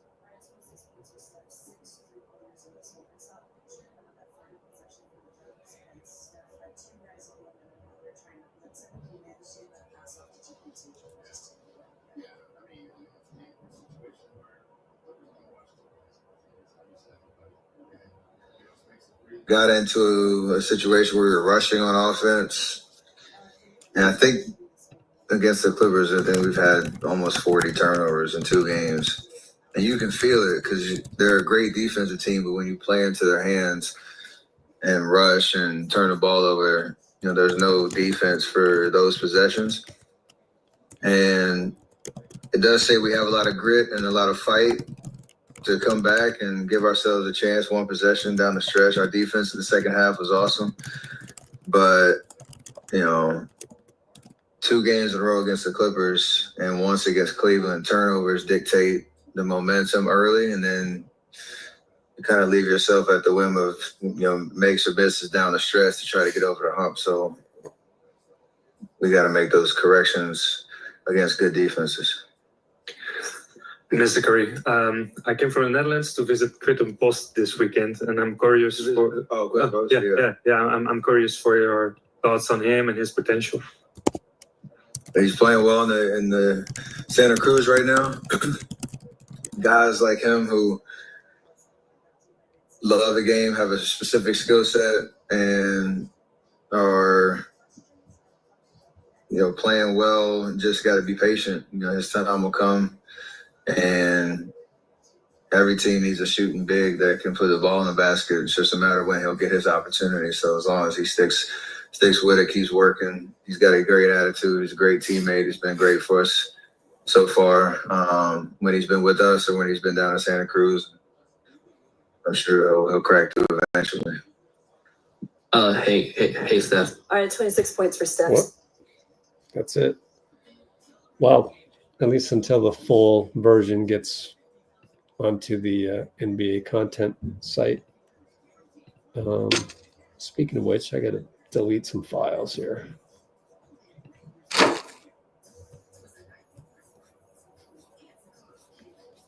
Whoa. Shall we check out Tyronn Lue? I mean,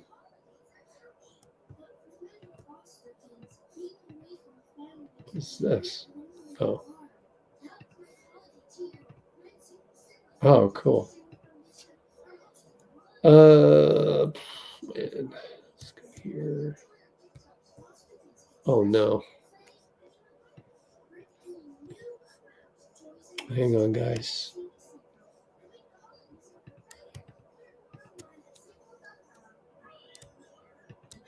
There we go. Delete some of these.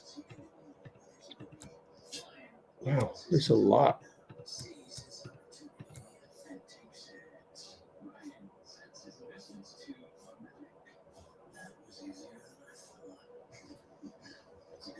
Okay.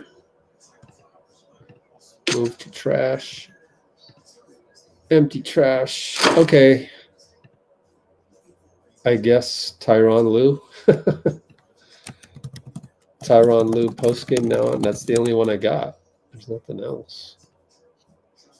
Postgame video though. At least we got the video. Here we go.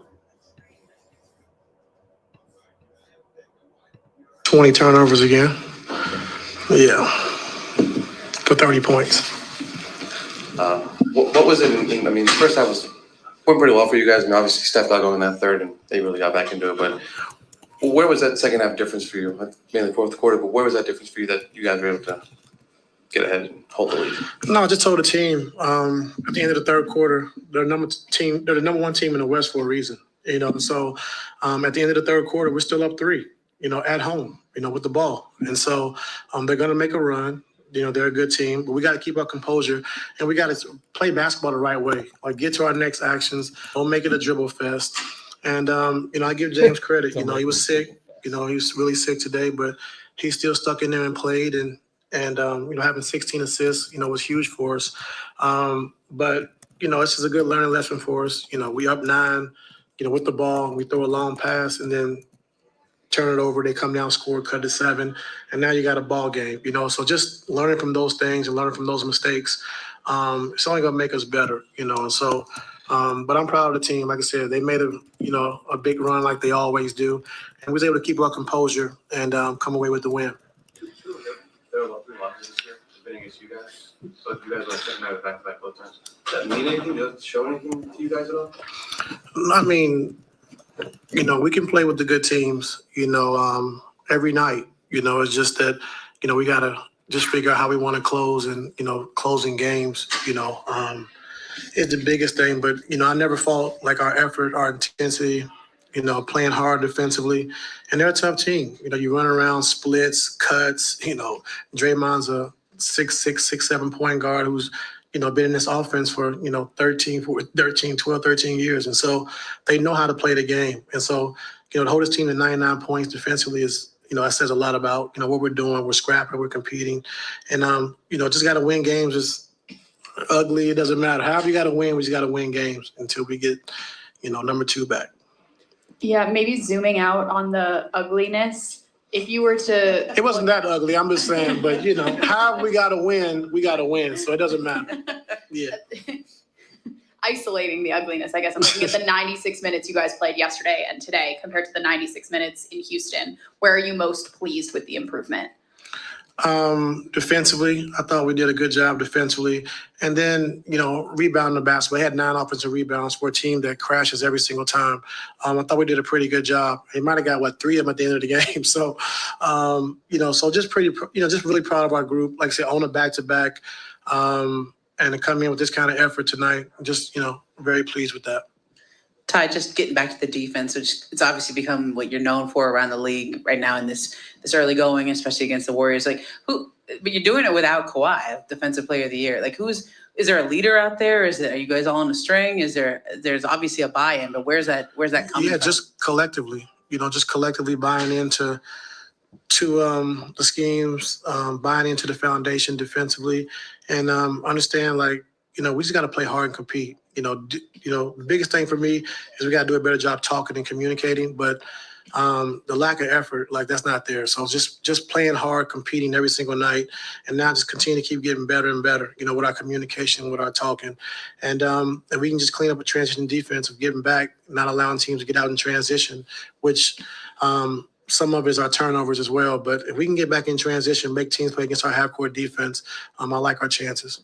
Just a quick follow-up on James, too, with when was he sick yesterday as well, or is this a today thing? And yesterday too. So was there any thought he might sit out on the second night of a back-to-back? Not James.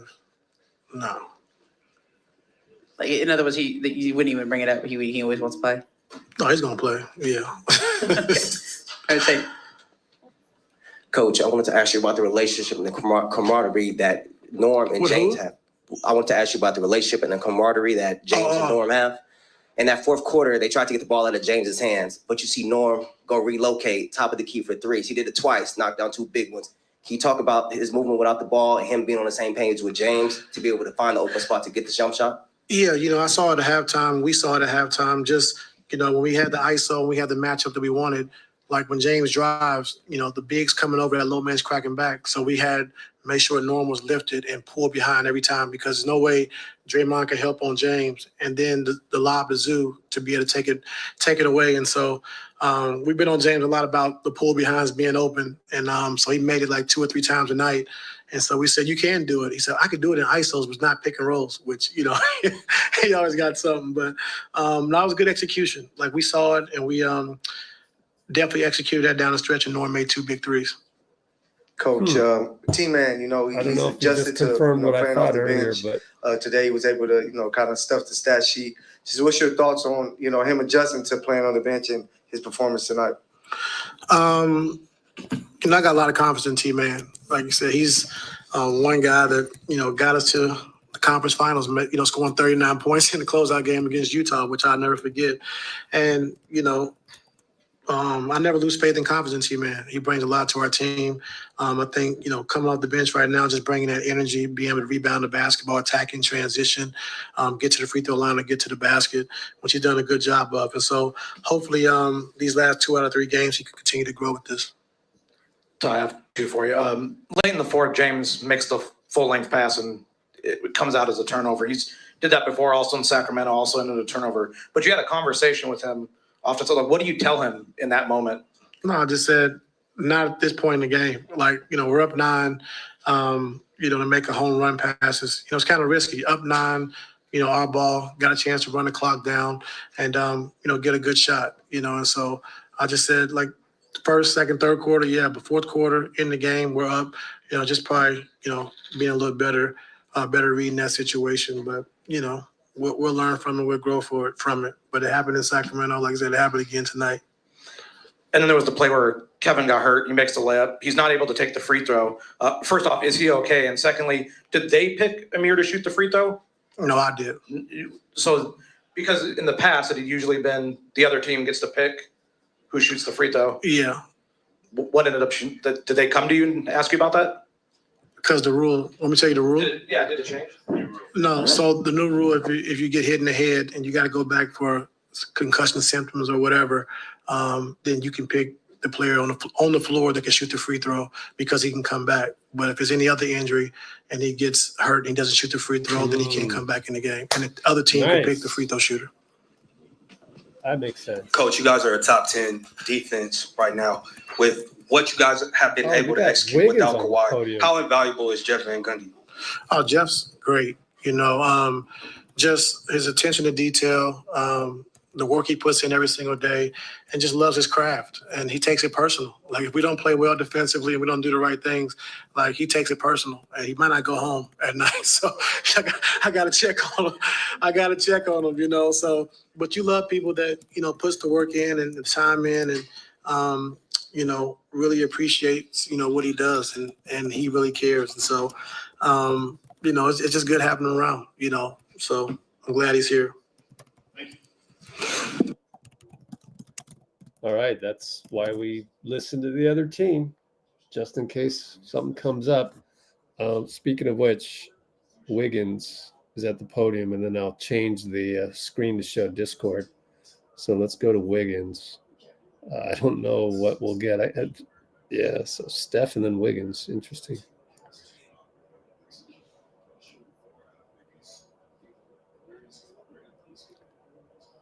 Good to have Wiggins on the podium. He had a great game.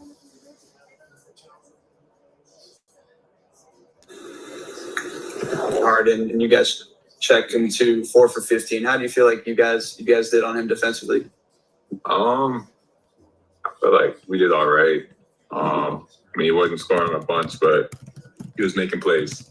You know, he was getting his teammates involved, kind of just, you know, controlling their offensive flow. But I feel like we did an okay job. You've played James Harden teams a lot throughout your career. What are some of the challenges that go into defending that kind of system where he has the ball a lot and they run a ton of pick and rolls? I mean, it's tough. You know, he's a very smart player, and it has a lot of, you know, good assets. You know, he's a great shooter, playmaker, can, you know, pass his ass off, and you know someone that can, you know, take over a game, you know, a lot of different ways. So, you know, every time going up against him is, you know, it's tough. You gotta make it hard on him, and you know, you gotta bring your A game. Andrew, you guys struggled tonight at the free throw line. Obviously, it's been kind of a season-long thing as a team. What are your thoughts on that, and what has helped you maybe get in a rhythm in the past from the free throw line? I mean, repetition. You know, that's the best thing for it. You know, just, you know, getting in the gym and getting shots up. You know, feeling good about yourself so you feel good in the game. What kind of challenges do the Clippers have they presented you guys defensively with the way they've been guarding? They're aggressive defenders. You know, they try to take you out of, you know, your first and your second option. You know, they're physical. Hey Andrew, so what stand out to you the most to the new arena that like shocked you or like surprised you? I mean, it's an amazing arena. It's an amazing arena from, you know, all the, you know, the locker room's amazing, especially for a visitor's locker room. But I think the best thing are the people are very nice. People are very nice. The way they talk, the way they greet you, before, after the game, the people were very nice people. This was one. Hey, that's a one. Okay. Wiggins.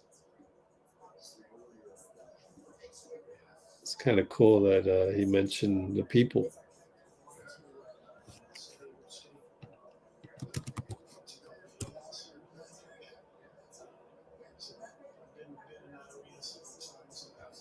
There it is.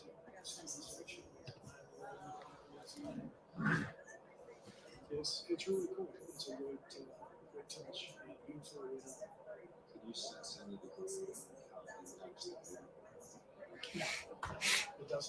I don't know if the earlier Steve postgame was. No, we did go 8 minutes.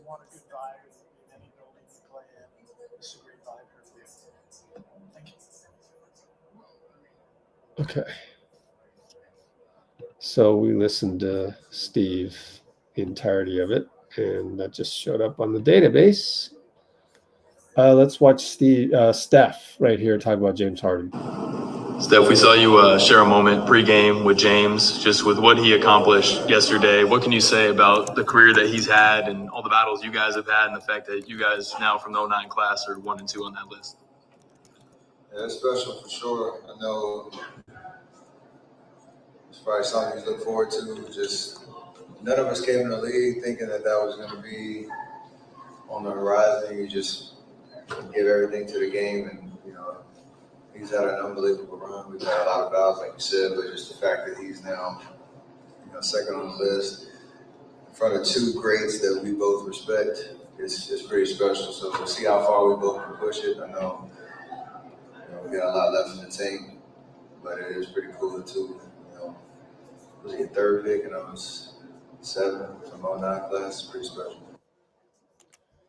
Dang, Cholo, that is an incredible stat that we know about, but we're just kind of not conscious of. So yeah, dang, for us to have to go through that is nuts. But way to point that out, man.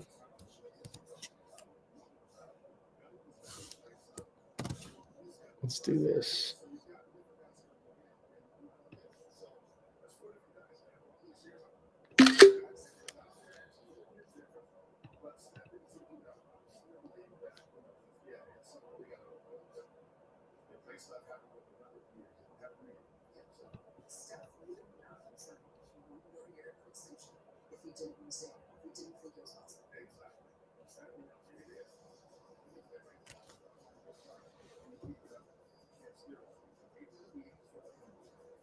Okay.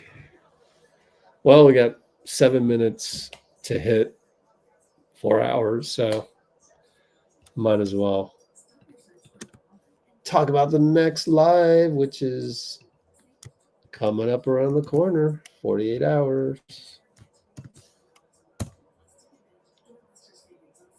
7 o'clock here in the Bay, 7:30 in LA for whatever reason. LA has 7:30 tip-offs, as Jasmine mentioned earlier. And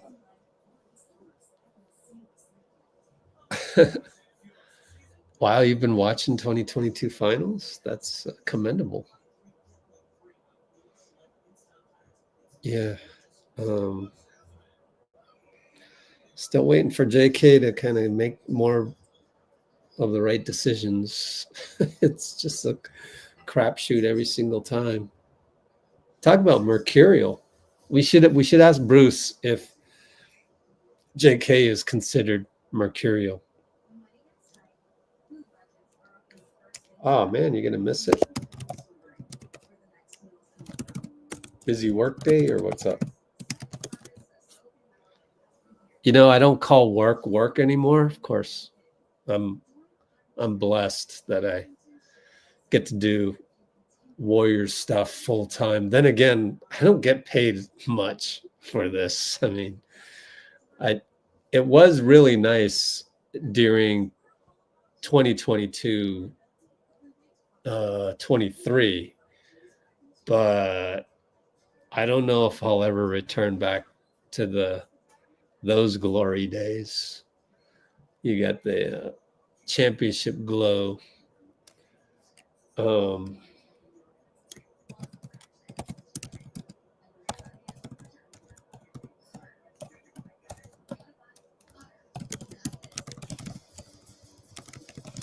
So I do get a chance to create stuff.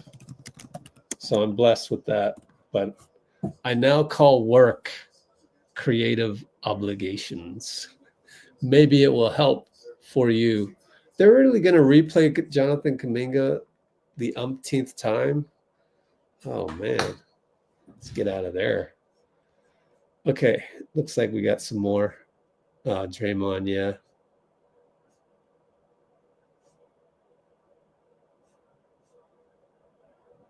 Is there something wrong with the Wi-Fi out there? Why are they getting the Draymond one so late?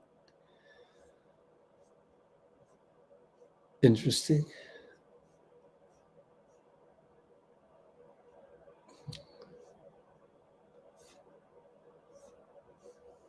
Yeah. Mark is red.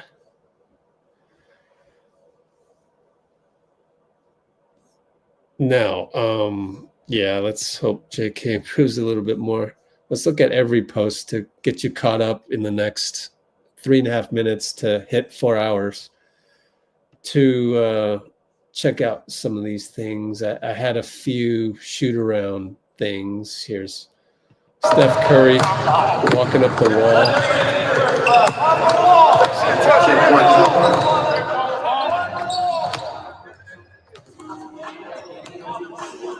Oh, now we got copyrighted music. I better cut that off. But when I saw him going up these steep flights of stairs, it's like, well, if he has knee bursitis, you're not doing that with knee bursitis.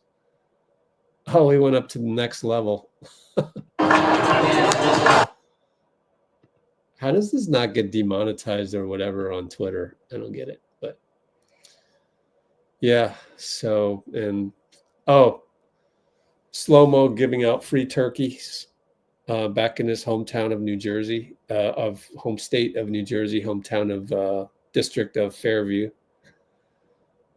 City edition jerseys got. Did you know that they went to the freaking Golden Gate Bridge to promote this? Like, wow, they went out of their way. Draymond on Instagram. Boo, I was trying to find a marshmallow emoji. Here, them boarding the plane. You saw that. And this is the behind the scenes of the Grizzlies game. A lot of cool stuff here. Check that out. It's obviously on our channel. And Gary Payton checked out USC. What up, guys? It's GP2 here at the Gaming Center. Watching Cal and USC right now. You already know what it is. Cal USC, huh? Did we win? Hope we won. And that's all I had before I had to jump on this live, obviously. 1 more minute, we'll be there. Yeah. Yeah, he needs to learn from slow-mo. I agree. It's a good point. It's hard when you're young, man. You don't know what you're doing. It's just a lot of things happening.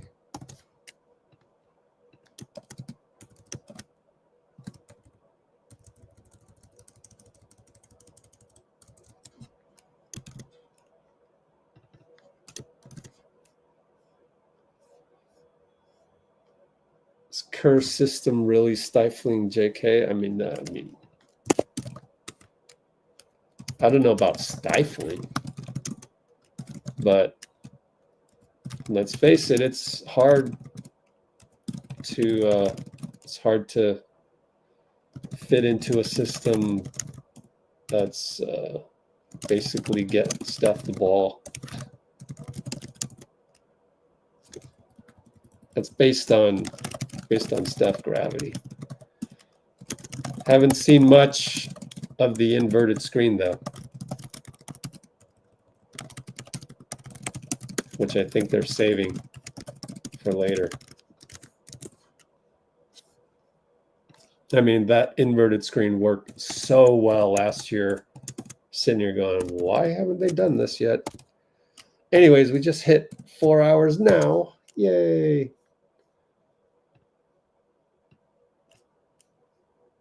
So to answer your question on that, I think it's just, I don't know about stifling, but yeah. And now I can go. I can go have my dinner and popcorn. So yeah, I don't know about stifling, but JK's drives are out of control. I wouldn't call them out of control, I don't think. I just want him driving more.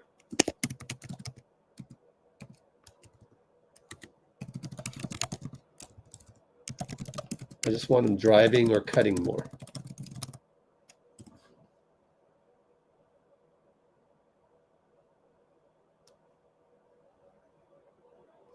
So yeah, hang out with slow-mo more. That might work. One more check of the overall feed before we say goodbye. Ooh, Mike Brown. They lost by 1 point.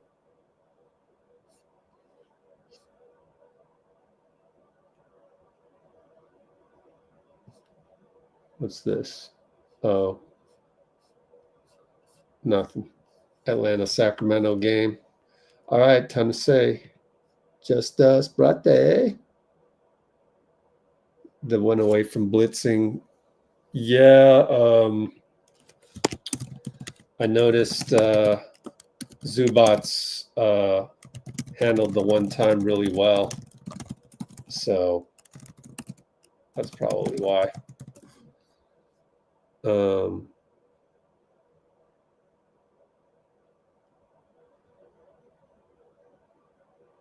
But anyways, yeah, time for Brate.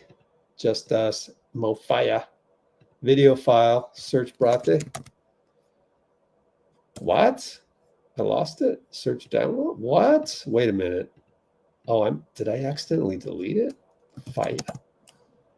Wait a minute. I can't find it. Hold up.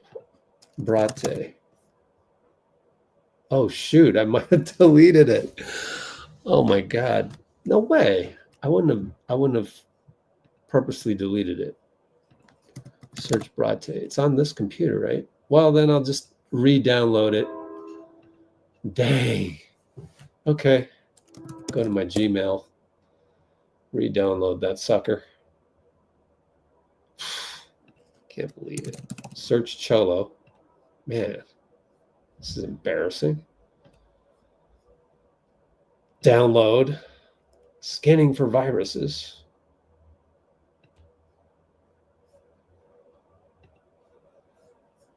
Hold up. Yeah, weird. I must have accidentally deleted it. Mofaya Brate. Sacrilege. But I just re-downloaded it, so now I can search for it again. Now it's right up at the top. Lovely.